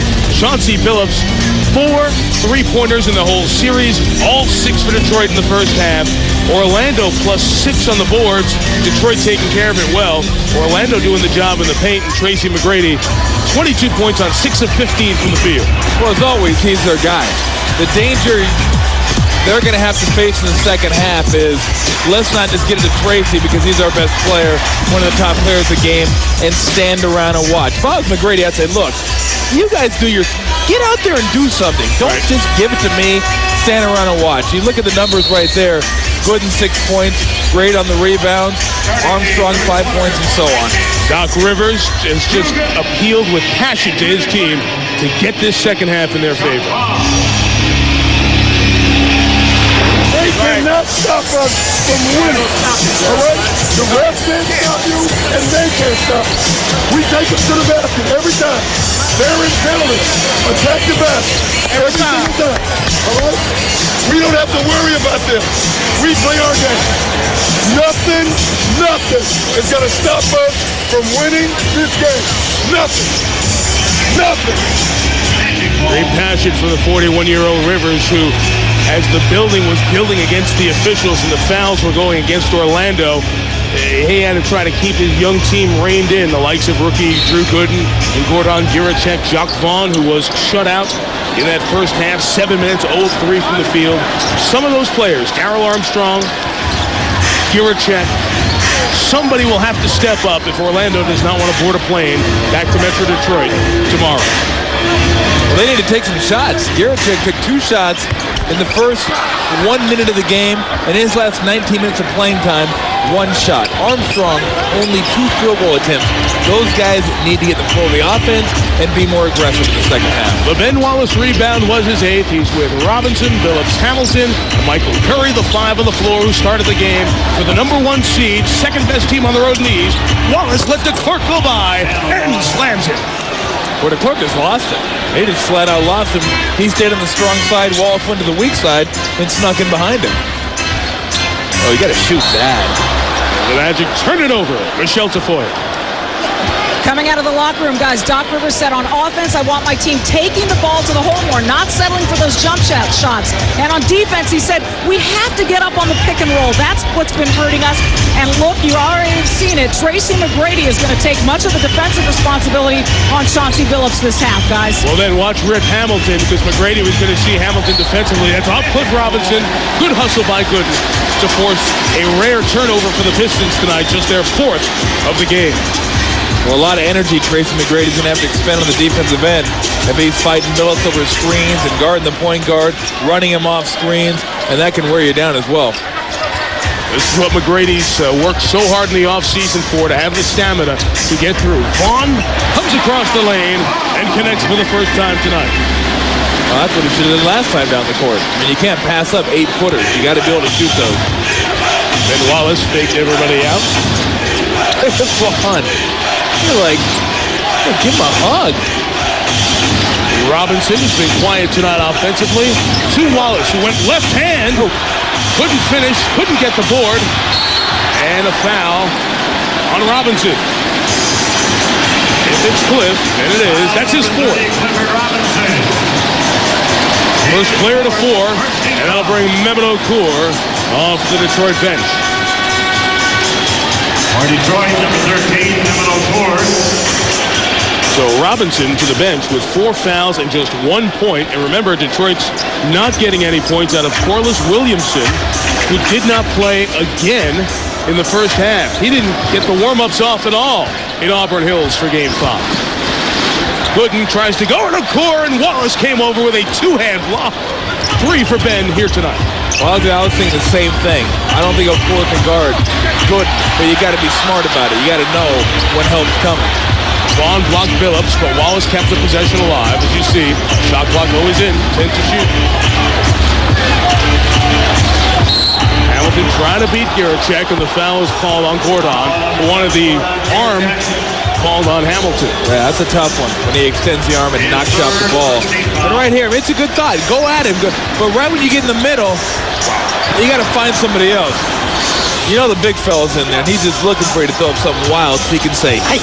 If one thing has come out of this series, Ben Wallace has emerged as more of a leader. He's a defensive presence, but he called his teammates out in a surreptitious way after Game 4. He's looked for his offense more. He has tried to carry more of the load. 2 to shoot. Billups sees it. Offensive foul before the pass to Okur. 2 on Johnson.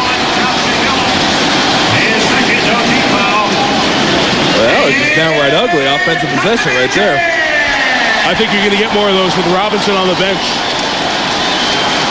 Okur, Curry, and Wallace are not A options offensively. And with McGrady guarding one of the guards, it'll be tougher. Gooden. Not good enough. We'll stay here. Foul on the Pistons. Their 2nd of the quarter. Number 13, Mehmet Okur. It's on Okur, 2nd. And second team foul. I still like that matchup. I still like the matchup of Gooden on Okur. If you just get him the ball a little bit closer, 14, 15 feet, then you face up. Now you're in your range, and if he comes up on you, then you can go by him. Vaughn trying to get the step. Nice job to go to the right hand as the defense was sliding over Jacques Vaughn as both Magic field goals in the first 3 minutes of the 3rd. Vaughn shut out in his 3 field goal attempts in the first half. Hamilton loves that shot. A little hang in the lane from the side, or it's just shy of the lane, I should say. Vaughn being aggressive offensively to Andrew DeClerc. Other players involved in the first 3.5. It's not Tracy Mack and the Mouseketeers. Vaughn's done a nice job twice. Aggressive taking it to the hole and dishing it off once and pulling up for a 7-foot jump shot the other time. Actually, 3 times he's done it. Made a big difference in their offense so far. Curry will take it 2. Wallace tried to read it. Just his hustle kept the possession alive. He didn't get the board, but he kept it alive. That's exactly what I was going to say. Those type of things he may do 4 or 5 times during the game, and he won't even get credit for it, but he gives you an extra possession. And he does get credit for a bunch of boards. 19 a game in this series. Okur fouled by Gooden. 3 on Drew. NBA.com has compiled the 10 greatest shots in NBA playoff history. Why don't you log on to cast your vote and pick the best shot only on NBA.com. Fans react to the replay on the overhead at TD Waterhouse Center. Well, you got to know your opposition, and that was a good strip. So you know Okur is not going to jump over you. So if you're good and you don't need to force it and reach for the strip, just stay in front of him, and your length is going to deter him from shooting over you. One more for Okur, who was actually a better soccer player when he was growing up in Turkey. And because of his size, somebody 50 miles away said, he's a good athlete, he's pretty tall, maybe he should be a basketball player. At age 23, the Pistons' second-round pick in 2001, scored 7 points per game in his rookie season. Vaughn left free. So Clark did a nice job on the pick and roll and to force the ball out off Okur. Well, he's got to make those. And those are the shots you got. That will open up a slew of other opportunities if he can hit that 16 to 70-foot jump shot, because you can tell they're giving it to him. Grady yet to take a shot here in this third. Guracek misfired, but it comes right to Tracy, who hits his first field goal of the third.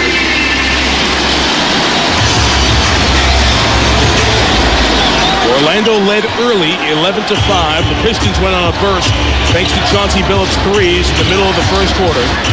Orlando hasn't led since. As they say, mouse in the house. Oh, Curry over Vaughn. Stepped on him. Slight size disadvantage for Jacques.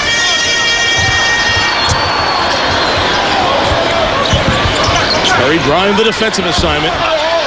McGrady had no room, no airspace to turn and get comfortable rising up for that jumper. Pistons trying to get it up to double digits. Offensive foul called on Curry, and that's not where Detroit wants to see Michael Curry waste a foul. Well, you would have never thought that would be something you'd be concentrating on if you're Rick Kylov. Get it to Curry on the box. Get it to Curry on the box. But that's what happens when you put McGrady on Billups. You put McGrady on Billups, and then you kind of swing everything around, and you're going to have a mismatch somewhere. Pat Garrity's come in 0 for 4 tonight, 4 of 22 in the series, struggling through the pain of a bruised pelvis. Boy, you get out of his way. Eyes open. Get out of the way. He's got Okur. Nice. To Gooden. And one. It all started with the mismatch up top, and McGrady made the most of it. Well, Billups saw it. You see Billups kind of sneaking over right there, and that's just, boy, hope Okur didn't catch a cold. You might want to get him some aspirin right now, because he's just by him in a hurry. And if you're Billups, that's something you just got to run over there quickly. I mean, 9-1-1 that thing. Go and get that ball out of his hands. Gooden missed the free throw. Team fouls, 3 on Detroit, 2 on Orlando in the first 5.5 of the third. Hamilton high riser. Gooden all over the board. 10 now for Drew. Orlando trying to get a little firmer toehold here. Vaughn bumped by Wallace, just the first on Ben. Well, that's a tough one to take if you're Ben Wallace, but Jacques Vaughn once again initiating it, getting in there, being aggressive. And you can see right here, Vaughn's a little hesitation move. Going to get by you. And Ross is sliding. Oh, look at that. Lost it on the way up as it was just thrown away off the inbounds by Vaughn. Wallace tried to go up and dunk it, but lost the handle. And Orlando dodges one. The double for McGrady. Travel. Guracek walked. And we have a timeout. Halfway through quarter number 3. 8 seed against the 1 seed. It's going to get a little tight if Orlando can't take a lead very soon. Ben Wallace tried the high rise and flush, but lost the ball on the way up. As the Detroit Pistons lead by 7 here in Game 6 of the opening round Eastern Conference Series. Already New Jersey and Boston have advanced to round 2. We could have all 4 teams to the second round by the end of the night. We know we'll have a game on ABC Sunday at 3:30 Eastern, either Game 7 of one of the remaining first-round series or the opening game of the conference semifinal. And TNT will have Boston, New Jersey, Lakers, San Antonio, a doubleheader Monday and Wednesday for those series as the second round gets going there. No determination yet, by the way, which games will be played on Sunday at what times. Could have 3 Game 7s potentially. Or could have some series getting started and 1 Game 7. Hang with us all the way through the night. When the guys are done in Portland at about 1 a.m. Eastern, we'll know what's going on Sunday. Needless to say, it's all exciting. Hamilton at 2. Rebound by McGrady. Look for Tracy to take over the stretch. Long throw for Garrett Check. Handed it right to Hamilton as he was falling out of bounds. They tried to bounce it off of him. Didn't bounce it off hard enough. Rip on the take and a foul called. You know, he's talking about great Detroit guards. Hamilton Billups having a great night. We saw Vinnie Johnson earlier. The president of the Detroit Pistons kind of stays under the radar. Joe Dumars. There is Joe D. He and John Hammond, the vice president of basketball operations, are the decision makers and the brain trust for this Piston franchise. And that was one of the most ridiculous columns I have ever read in my life written in the Detroit newspapers this week. Hamilton's first is good. It said that Rick Carlisle's job could be in jeopardy because he wasn't making enough adjustments, and this is his second year as a coach. You look at this roster. Joe D's phone ain't ringing off the hook at trade deadline. Oh, we need these players desperately. And they have gotten 50 wins out of a good team, but certainly not a great team. And why? Why are they the 1 seed? Because the East isn't very good.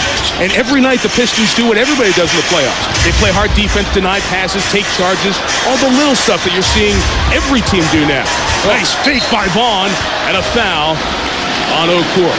The point is, for the life of me, I cannot imagine.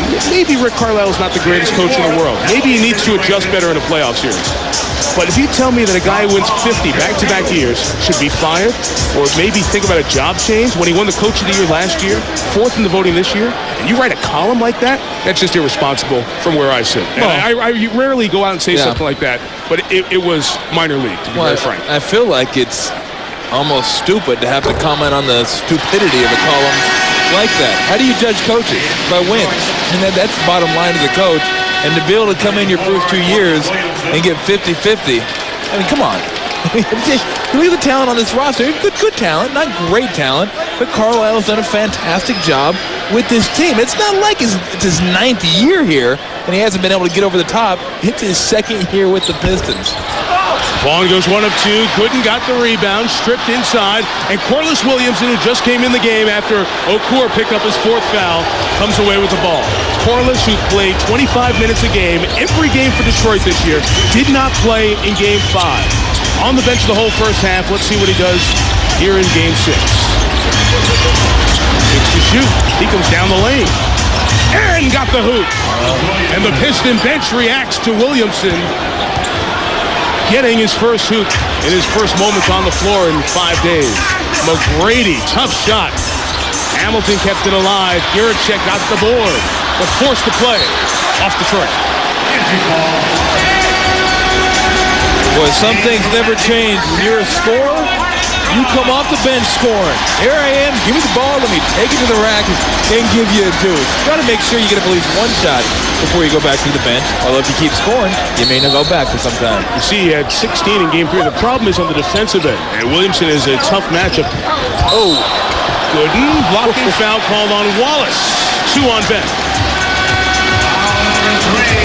Boy, he just got blasted. I tell you what, I like that though. They're not giving up too many blocks today. They're going to call blocks, not giving up too many charges. It's tough. He squared him up pretty good on that one. He squared him up and took it, but they've been pretty consistent with this. And watch this. This is just right in the kisser. Gotcha. But they haven't been. It's been block, block, block. And I actually kind of like the block. I'm not a big charge guy. You start calling too many charges and it gets to be dangerous. John Barry is full out working. He's got to be careful. He has a technical foul, remember, but John's got a little lawyer in him. He can work it. Rarely silent. 1 of 2 there. Piston lead is 9. We approach 4 minutes, third quarter. Defensive 3 seconds called on Orlando, a technical foul. Violation. Curry is trying to isolate. Once again on Chris Whitney.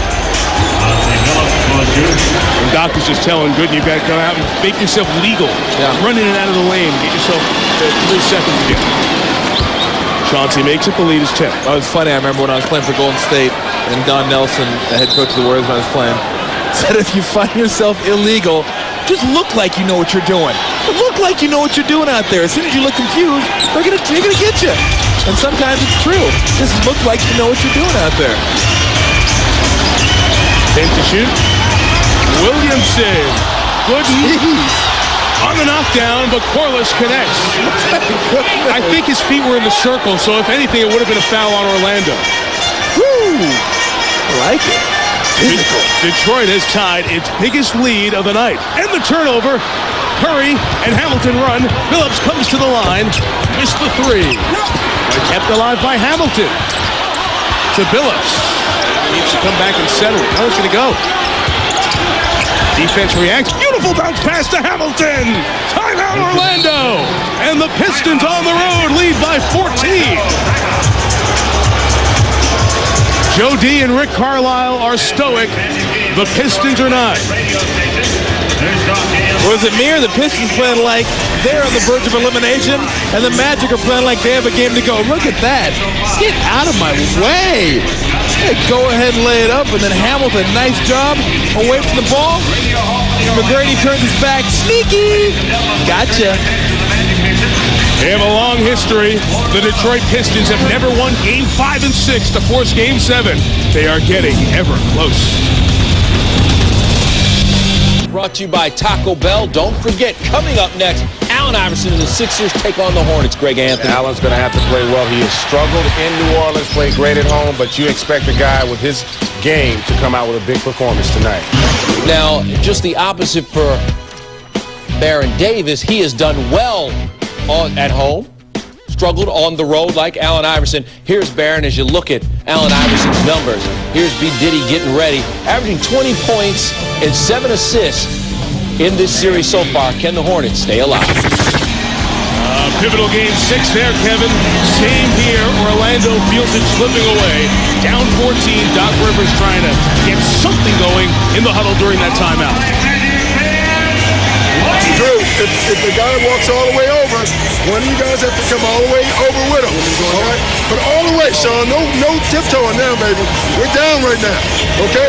We got to play. We got to play with force the rest of this game, guys. You got to play with force. You can't feel sorry for yourself. You can get back in this game and win it. There's a lot of time. Hey, they know it. They know that Game 7, it's not a guarantee that the Pistons are going to win. But with a young team, fragility level goes way up. Michelle Tafoya. Mike, just before you heard that from him, Doc Rivers came to the huddle, very calmly looked at his team and said, hey, what's wrong? You look like your confidence is rocked. You're all shaking your heads. You're not thinking. We're going faster and faster and faster. You just have to play the game, Mike. Armstrong with a miss. That's one of the guys who can give him a lot. Garrity on the box. Lost the handle. Hamilton comes away with it.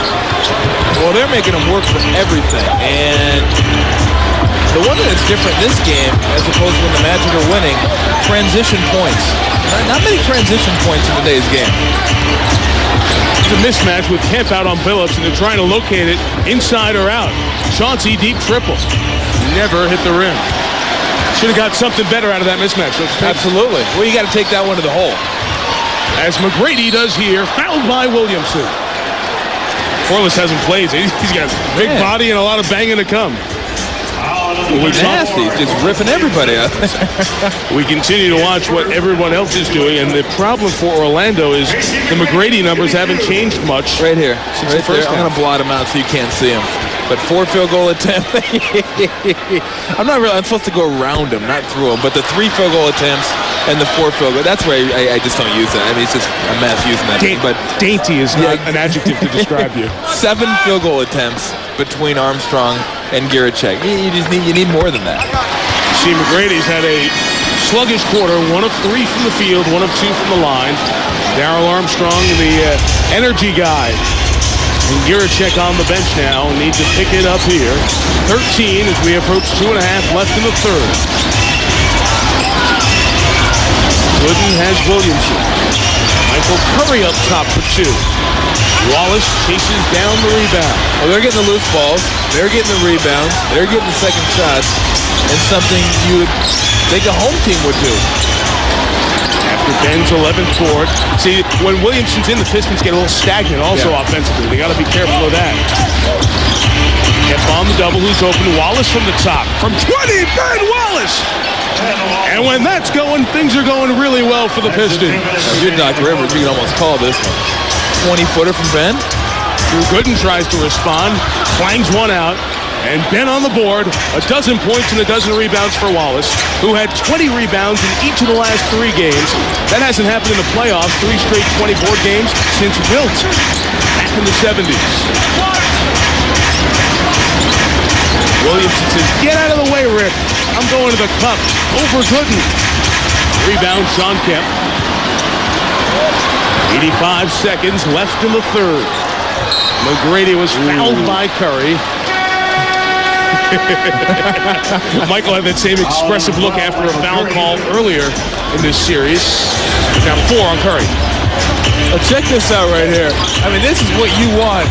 This is what you're saying. Yeah. Oh, man. How'd that happen? This bench is like, yeah, don't.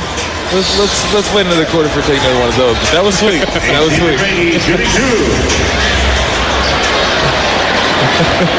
Tayshaun Prince ready to sprint into the lineup. McGrady missed the first. And here comes the rookie out of Kentucky. Now, the one thing about Prince, as his offense emerges at 6'9" with that 7'3" wingspan, a good jump shot, he presents matchup problems for you. So if Detroit can get him as the 3-man down the line, it will make them a little more diverse offensively. You think instead of number 22, he could just put like a symbol on his jersey and that would work? Prince? Yeah, like a symbol. Just like, instead of number 22. It's a marketing ploy, I think. Good job. Giricek picks Prince's pocket and has 2. Carlisle trying to get a timeout here. They don't. He's telling him to get away and let Chauncey take it. And Rick Carlisle gets the timeout now. A little defensive wrinkle there. Rick does not want to see momentum build here in this building. The people asked about momentum. Momentum in the playoffs. In hockey, it's a hot goalie. In baseball, it's a great pitcher. And in the NBA, it's a 10-0 run and about 10,000 thunder sticks. Orlando could have a run in them. Timeout. With director Jimmy Moore, producer Tim Corrigan, Mike Tirico, Michelle Tafoya, Tom Tolbert. Here in Orlando, the Pistons trying to force a Game 7, lead by 12. If you're just coming in on the West Coast, here's the Miller Lite storyline from Game 6. All 6 Detroit three-pointers, I should say, by Chauncey Billups. Terrific protection of the ball by the Pistons. Billups leading them with 27. McGrady only 4 points in the quarter, and Orlando has been outscored by 15 from behind the arc by Detroit. Not what you would expect here in Orlando. And it's been Billups. And Billups was the guy early on that gave him those 5 3-pointers in the first half. You wonder how much it takes out of you. If you're McGrady, you got to run around with the point guard, run around chasing Billups, and he's not on him right now. But that's tough, guarding a point guard when you're a big guy. Armstrong hounding defense on Phillips, trying to keep the Pistons from getting into their offense until 8 on the clock. Hamilton off the screen, set by Williamson. So Corliss Williamson's had some good impact on this game. A couple of hoops and a big screen there to free rip as Detroit goes up 14. 6 points in 5 minutes as well. McGrady sees Phillips defensively, goes right to the hole and draws the foul. The extension on that thing. My goodness. I thought it was going to be one of those layups, and all of a sudden it's... Hey, watch this left arm. Just kind of jump easy and... Yeah! Nice. that is sweet right there. Yeah. I can only do that with a trampoline. Just put the trampoline out there. Or for the guys that were vertically challenged, we used to take them and like grab them by the hips and throw them up and get some monster dunks. Those were fun too. One more coming from McGrady. As the All-Star game came about, everyone wanted to see Michael Jordan start.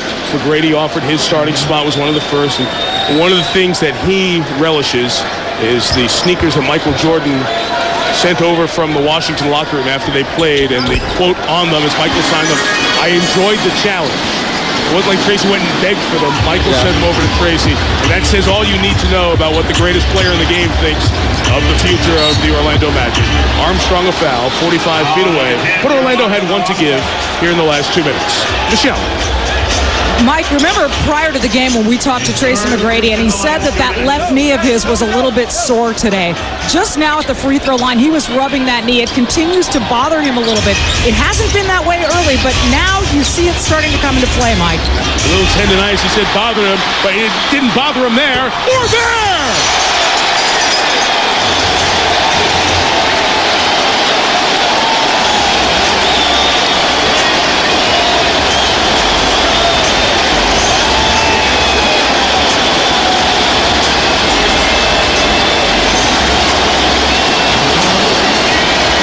Well, it's tough when you're the big guy out there and you got to...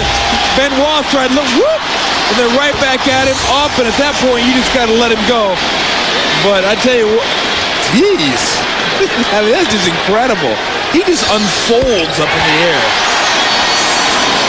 That's why they tell the bigs to keep the ball up above your waist, not down there. Well, that's why you don't give it to him at half court either. Yep.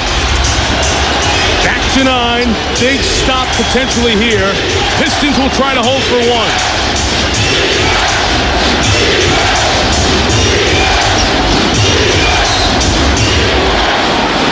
I don't understand they that. don't have one to give there. They gave it a moment ago. Yeah. Whitney thought they had one to give. He looked up at the board and saw the team foul. That's what Doc Rivers is saying. Mental blowout right there. That's brutal. Horrible. And you send the 9th best shooter in the league to the line. I would just, I'd go hide. Throw Whitney right now. Or you just take and say, I'm going to make the 3 to beat the clock to get the momentum going to the 4th. Well, I mean, obviously he forgot. Yeah. And he forgot, I don't know how he forget, it only happened about 30 seconds ago, but Armstrong fouled and gave up the foul. I guess with the steal and the thunder sticks and the foul and the dunk, you're just all hyped up. We got one to give. Oh, we don't? Vaughn will come in for Garrity here in the final 7-7, trying to get more speed and shooting on the floor. Armstrong, Garrity, Whitney, McGrady, and Gordon Giracek, essentially 4 guards. Well, you want to make sure if you miss it, you secure the rebound. Yeah, with Prince and Wallace on the box. So the 9th best shooter in the league didn't. Plus 11. Vaughn chases it down. Whitney for 2. Quarter. Detroit led by 9 after 1. By 9 after 2. Now they lead by 11. Tracy McGrady's got numbers, but he needs to carry this team through the final 12 minutes. He scraped the ceiling at the end of the 3rd, got the building back involved, but now McGrady, who has never gotten to the 2nd round, saw his team up 3-1, sees them in danger of going to Game 7. Can he hold off the Pistons in the 4th?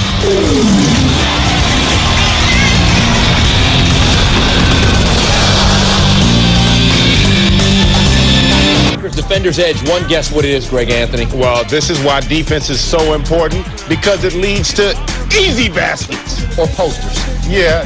Big Ben tried to get out of the way, but I think He he's going realized to be in a the way. second too late, right? Yeah. And log on to ESPN.com and vote for the Dockers Defender's Edge. George Lynch getting ready. He had 12 points in the fourth quarter of Game 5. That was key. That was, but don't forget the 5 rebounds. We all know how important rebounding is, right, Mike?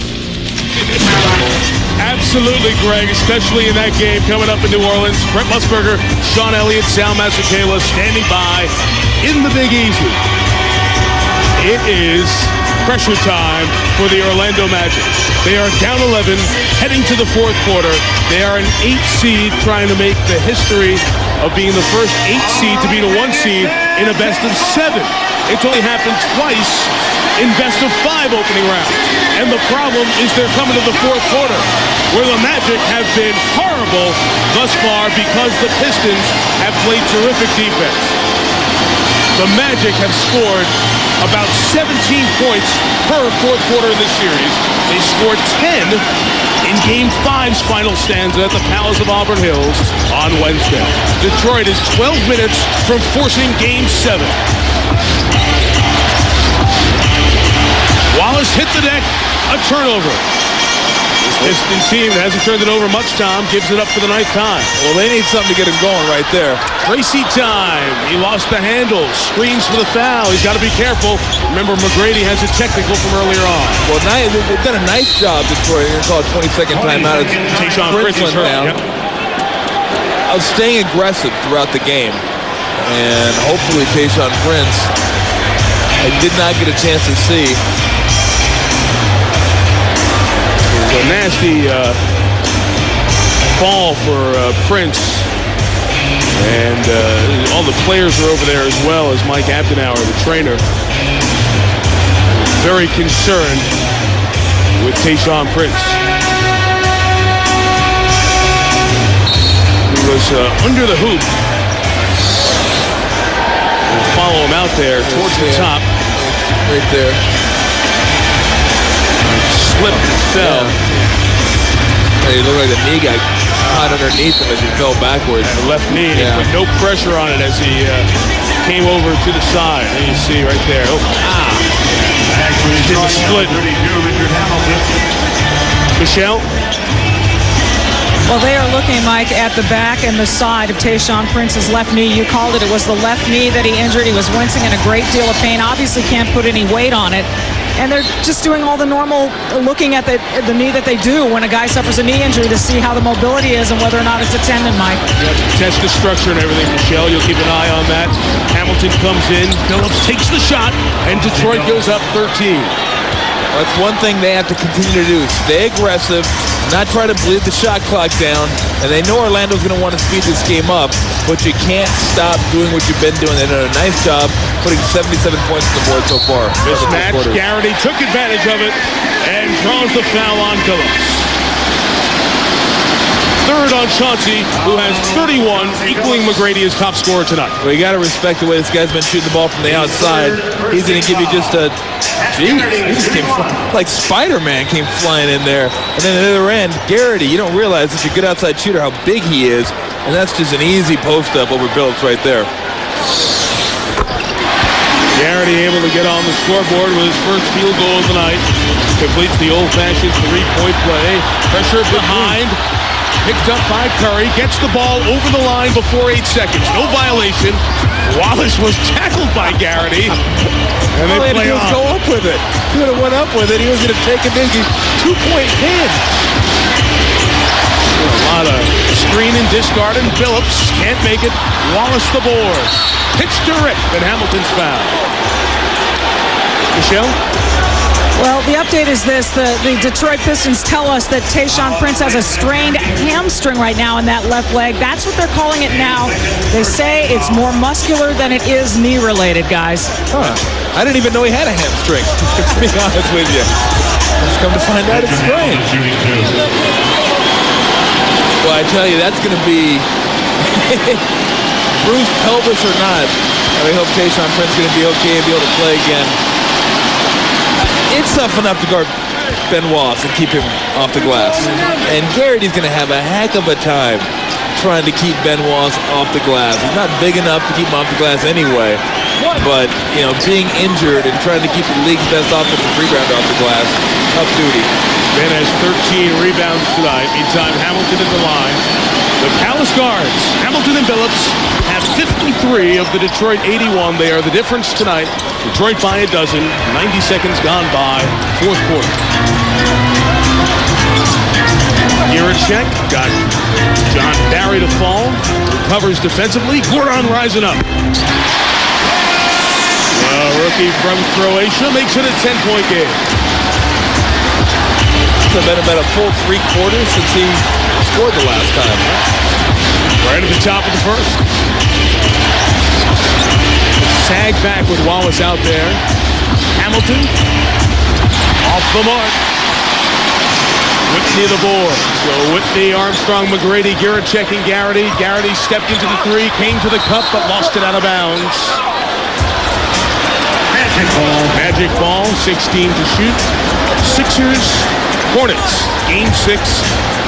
There, the home team is the one trying to force game 7. Here it's the road team. Garrity for 3. Garrity the rebound. It's almost tentative when Garrity goes up. It's one thing with the legs, but he hasn't been able to work on his shot that much. Nice Hamilton up top. It's the 3. McGrady went all the way up to get it. Well, Garrity might not be able to block him out, but the whole team's trying. It's like the Lilliputians down there. Here is Tracy. Fouled by Robinson. That's 5 on Cliff. Boy, shooters hate that. Everybody hates it. But really, scorers hate that when they go drive and they get a foul called and they pass it, they can't. It's like, ooh, give it back to me so you just throw it up at the rim. Get to the free throw line. Well, there's a great sign. Tayshaun Prince, not seriously hurt at all, comes back in the lineup. Joe Dumars, the president of the Pistons, watches. Prince, check that hamstring real quick. Thanks to McGrady. They turn him to the middle, and when you have Wallace there in the middle, it's such an advantage. Well, you don't guard him with one man. You force him to where you want him to be, and then you let your team defense take over. That's what they did right there. Brady 2 of 6 here in this half. Billups missed the 3. Pistons not getting great shots here in the first 3 minutes of the fourth. Well, you want to stay aggressive, but also realizing those were going down in the first half, not the second. Same deal. Same result. And I bet you if you ask Tracy right now, he'd say that defense has nothing to do with that. I just kicked that one. Doc telling the defense to keep up the intensity.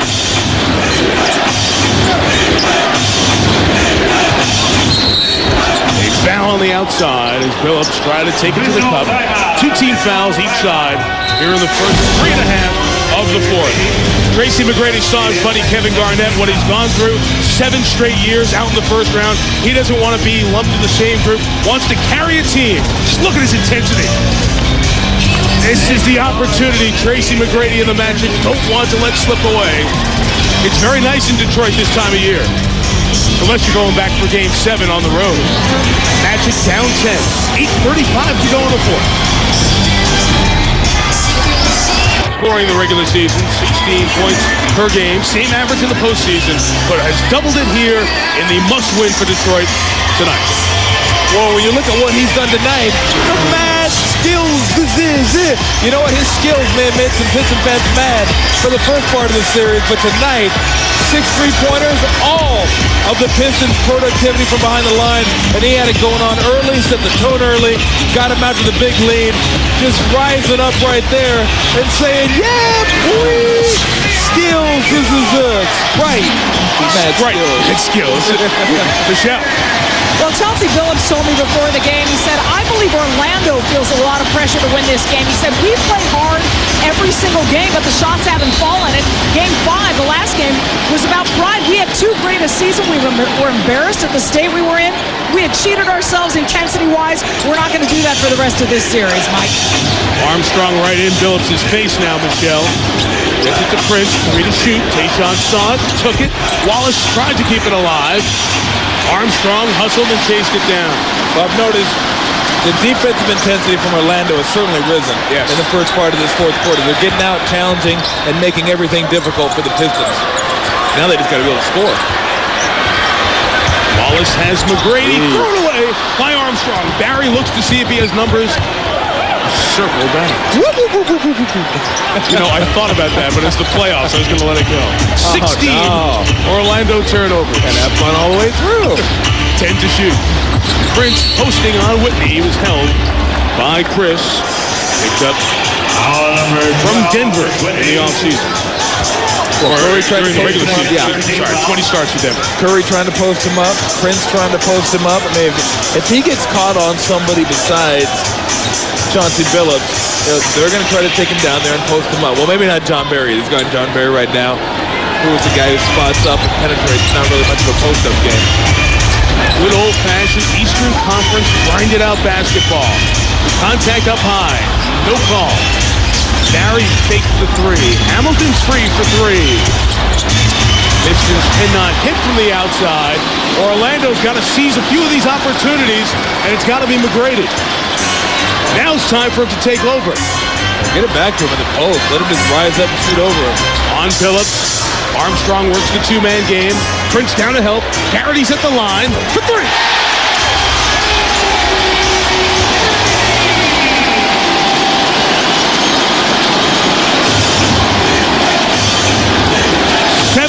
With 7 to go. The rookie Prince in a big spot, in a must-win. No call as he was looking for it. McGrady switching, going down to the box with Billups. Across for back-to-back Garrity threes. Rebound Chauncey. I'm guessing they won't go Prince post up on McGrady again. Probably not. I mean, McGrady is a good defender. He can tee you up. You want to get a little something better than that right now. Wallace out high. You said it, Tom. Great defense from Orlando here. Wallace took it, went to the hole, and he'll shoot free throws. Well, they're stretching everything out, denying, getting in the passing lane, reaching for the ball without fouling. He's making everything difficult, and they did a nice job defensively right here. It was just almost had it and couldn't get to it. And John Barry thought that they were going to get a momentum-stopping hoop. Instead, a 45% shooter goes to the line, where he's now 3 of 7 on the night. Ben Wallace, the 10th of 11 children, had a very tough year. His mom died right at the All-Star game. Just a few days before they get together in Atlanta, where Wallace was the starter for the East, and his first child a couple of weeks ago. Knee injury. It's been a tumultuous couple of months for Wallace, and he has stepped up in this playoff series. Garrity, faking 3, missing 2. Hamilton, quicker to the ball. McGrady frustrated that Rip got to it first. Game 6, Philly, New Orleans, coming up as soon as we're done in Orlando. Too much congestion. Hamilton spins on Giracek. Wardon, the rebound, almost threw it away.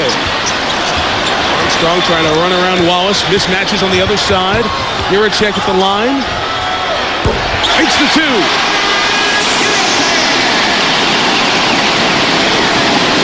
You wonder how come they can't do a better job at keeping him involved in the game as a team, instead of letting him go quarters, just disappearing. Timeout Pistons. He and Garrity discussing the same thing right there. The head fake, the shoulder fake. Very slowly.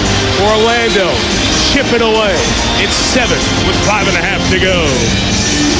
30-point effort in Game 5, marking 25th time he has scored 30 or more points in the playoffs. He'll need a big effort tonight. 76ers and Hornets are up next. ESPN's presentation of the NBA playoffs, brought to you by the one and only Docker Stain Defender and NBA Street Volume 2 from EA Sports. Big.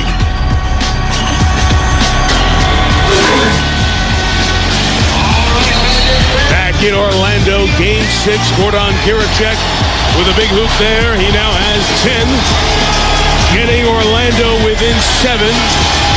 They were getting this close before the end of the third after they made a couple of turnovers. The Pistons re-extended to double digits. Again, the big picture. Orlando, the 8th seed, won game 1, changed the tenor of this series, now trying to become the 3rd team ever as an 8th seed to beat a 1 in the opening round.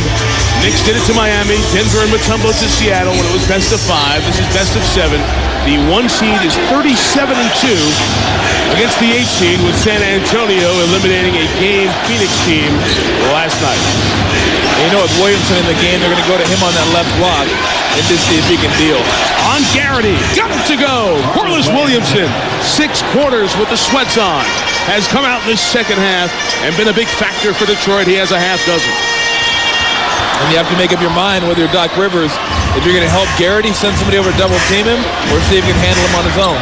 Grady scoreless in the quarter. Armstrong didn't want to shoot. 6 to go. Comes out to Giracek. 3 to go. Gordon got close. Rebound Williamson. Team fouls, 4 on Orlando, 2 on Detroit. The Pistons can be aggressive on the defensive end. Going to give you another helping of Big Nasty down on the left block. He's got the... Popped out. Yep. But he tried to set a pick and roll and couldn't quite get the ball, but he'll find a way to get the shot up. Oh. Wallace on the putback! Nobody put a body on Big Ben. He has 16. His best offensive output of the series. Armstrong blocked by Williamson. Score the goal. Goaltended. So you got to put a body on this guy, and with McGrady coming over to help, it's up in the air. And that's what helped. I mean, you get a guy driving to the hole, sucks the defense over, and opens up offensive rebounding lanes. Of course, that's one guy you may want to get a body on. Rick Carlisle calling for motion as we get to the 4-minute mark. Prince has it slapped away by Giracek. He has to be careful here. And Giracek picks up the foul. 4 on Gordon, but it'll put the Pistons at the line for the remainder of the game.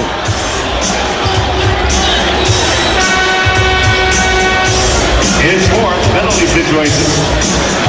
And for the Magic, number 9, What do you think Game 6 Philly New Orleans coming up right after us? Ooh, that's a tough one.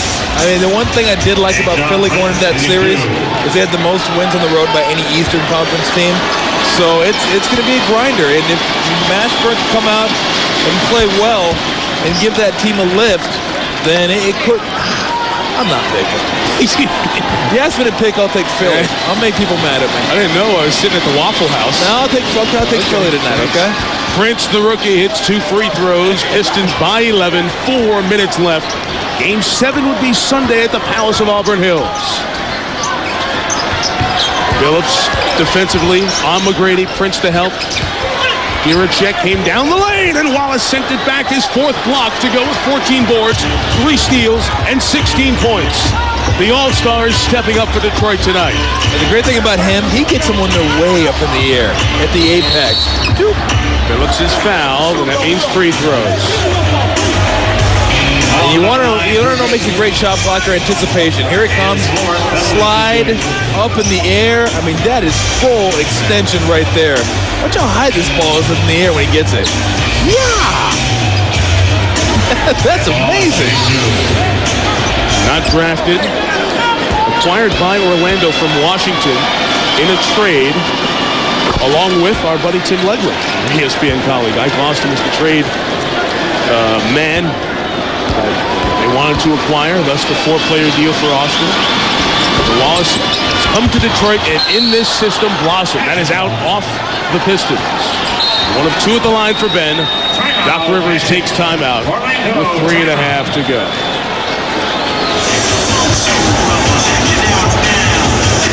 They need a big comeback against the best defensive team in the NBA. Otherwise, we'll see you Sunday at the Palace. Paul Silas's team won Game 5 on the road to force Game 6. The Pistons trying to win Game 6 on the road to force Game 7. Tracy McGrady, 9 points this half, scoreless. He's been on the floor for all 8.5 of the 4th. Got to carry him, down 12. Prince and Wallace defensively, good and inside. Good recognition by McGrady. Yeah, well, Ben Wallace going to come over and double team you. Jeez. Are they going to go to that already? They're going to start fouling. Put Ben Wallace on the line at 3 minutes and 20 seconds, down 10 points. Well, Detroit has made 16 of its last 17 free throws. Wallace is 5 of 10 from the line. I mentioned a 45% shooter, but in the first game, he was great at the line. Ben was 7 of 8 at the stripe for his only points in the first game. And I'll tell you why this may not work over the course of 3 minutes and 20 seconds. If he shoots 50% from the free throw line, that's like shooting 50% from the field. Because that's 2 points every 2 trips down. They're not even coming close to shooting 50% from the field. So if he makes 1 out of 2, you've given up about 10% over what you've done throughout the course of the game. Wallace hits 1 of 2 there on his average. Armstrong to Garrity. A lot of good perimeter shooters in. Gooden, not the best, takes a very short 3, and Prince reacted to it and rebounded. And they come over and foul. Garrity gives the foul on Ben Wallace, and kind of almost that professional pat on the back, like, I'm really sorry that I'm doing this. This is not what I want to be doing. You can follow NBA legends of the present and the NBA legends of the past on NBA.com with the Love It Live playoff tour. There's a legend. He's looking good. Belichick's looking good, man. Yeah, doesn't he? Look at that. At so many of the charity events in Boston, just still athletic and active. He's out playing golf. Just one of the great class people. You meet people who say, I met John Havlicek. Oh, he was really nice. He's a first-class man. We'd love to hear that. Part of this Love It Live tour. It's great, too, getting a whole new generation of NBA fans who are seeing all these stars of the past, like Moses Malone, Bill Russell, Tiny Archibald, among those on the Love It Live tour, visiting all 16 playoff sites. The Iceman, George Gervin. Maybe he's not the future generation we're talking about. Wallace back at the line. 0 for 2 there. It remains 11 at the 3-minute mark. And without stops, Carlisle can't go offense, defense. Armstrong missed the 3. Wallace got the board. And another foul. So it goes. Orlando is 2 of 15 behind the arc. Oh, they keep fouling. We'll be out of here in about another, 2.5 hours or so. I got about, you figure, what? 17 seconds. We got 6 free throw attempts. But if you ain't making shots at the other end, who cares? You gotta start making some shots. That's 3 in a row he's missed. Boy, what do you do if you're at Carlisle? You can't take your best defensive player off the floor up 11. It is, I keep him in there. It was Hack-a-Shack. It's now Bang-a-Ben. 0 for 4. He's going to make a sub here with Cliff Robinson in a moment. Meantime, McGrady gets to the cup and gets 2. 9-point game. There is Robinson at the table. They are holding Wallace behind the play, and Whitney's begging for the call. Can you foul him when he's out of bounds? Ben didn't want to come in bounds. He was just standing there out of bounds. Yep.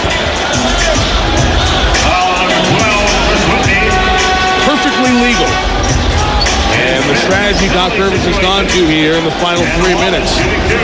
Certain desperation. In college basketball, you used to be able to call intentional fouls like that. No such thing here because the flagrant foul has to do with the unnecessary contact made. They just keep sending Wallace to the line. And he splashes down that one, 7 of 17 from the stripe. It is a season high for Wallace.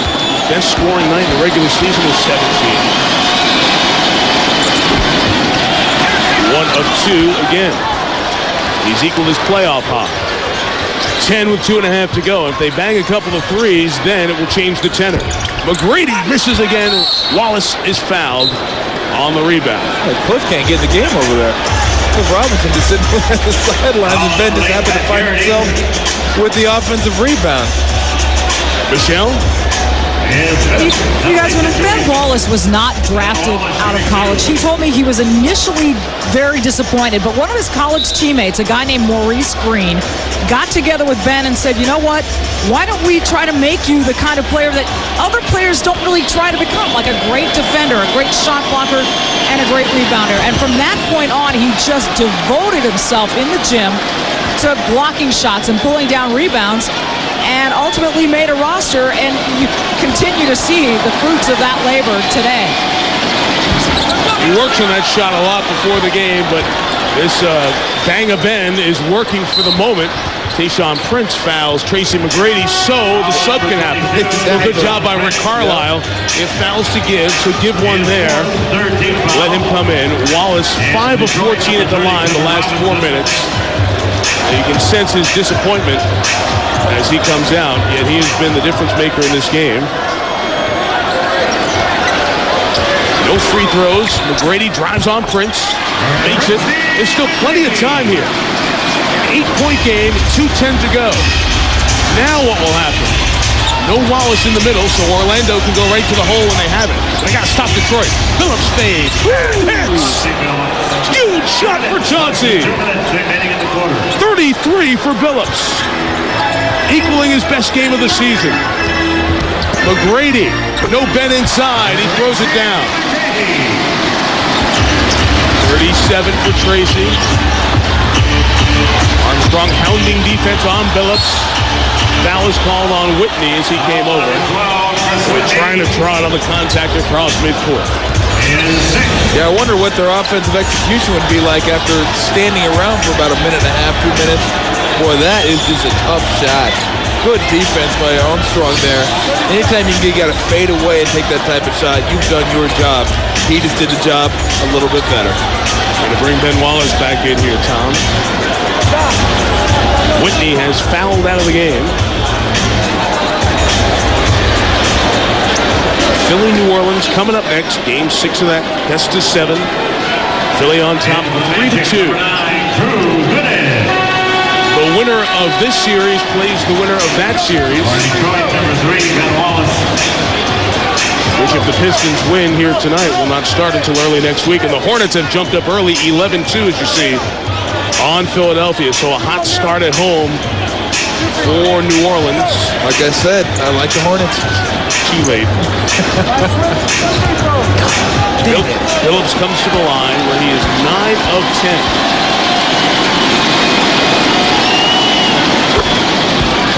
Chauncey approaching the best scoring game of his NBA career. It's his best playoff scoring game. 6 games, 2 opening round eliminations with Minnesota. Scored 36 at Dallas last year. He has 35 now.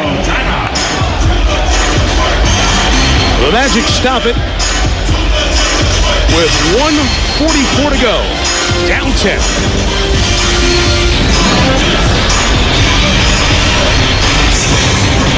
Also in the mix, Baron Davis, the bucket there. Hornets with the 13-2 early lead, Mike. Whew.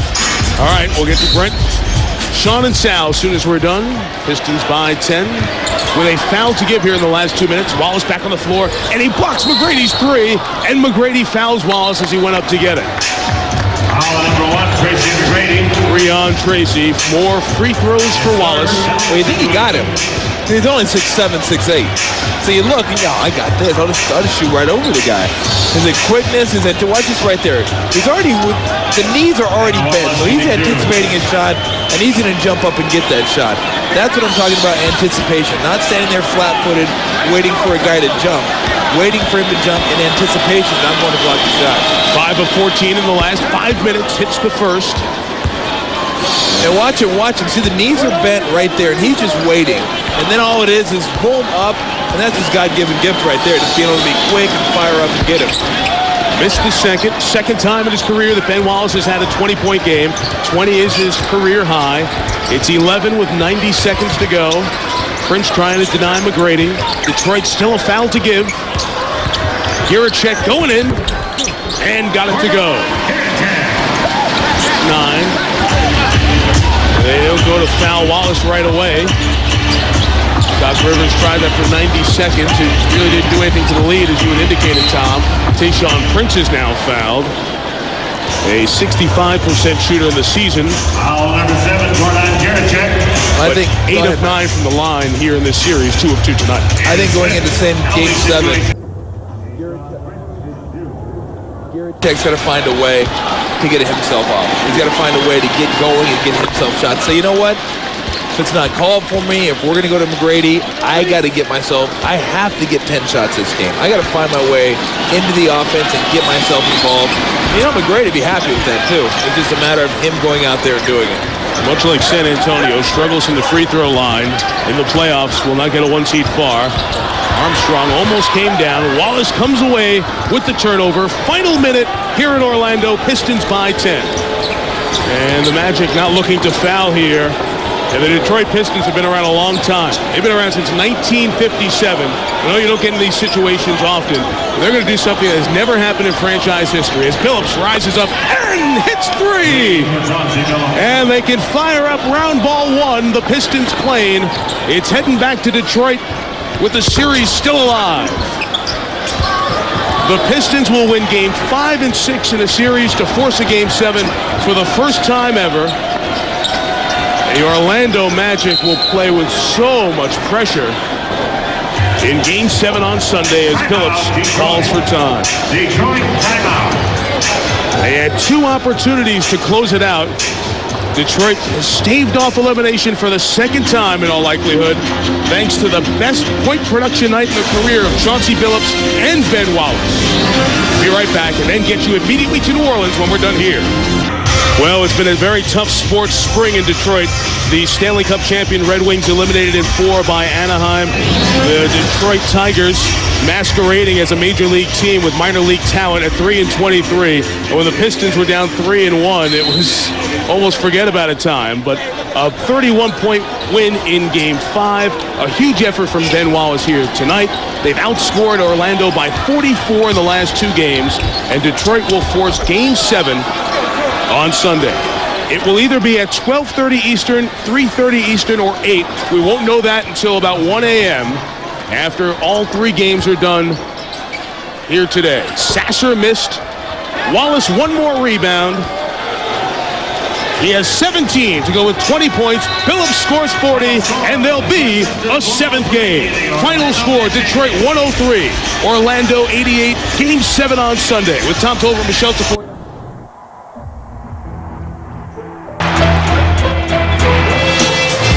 Semis, 1 step closer. Focus like a championship team is supposed to. 1 round gone and there's 2 more to go. Semis in the finals, then straight to the show. Round 2 clash with Bibby and Nash. Van Exel versus Christie. C-Web versus Nowitzki. Sacramento Kings are a team on a mission. C-Web's coming down the lane. Listen. ESPN, EA, ESPN, EA, ESPN, EA.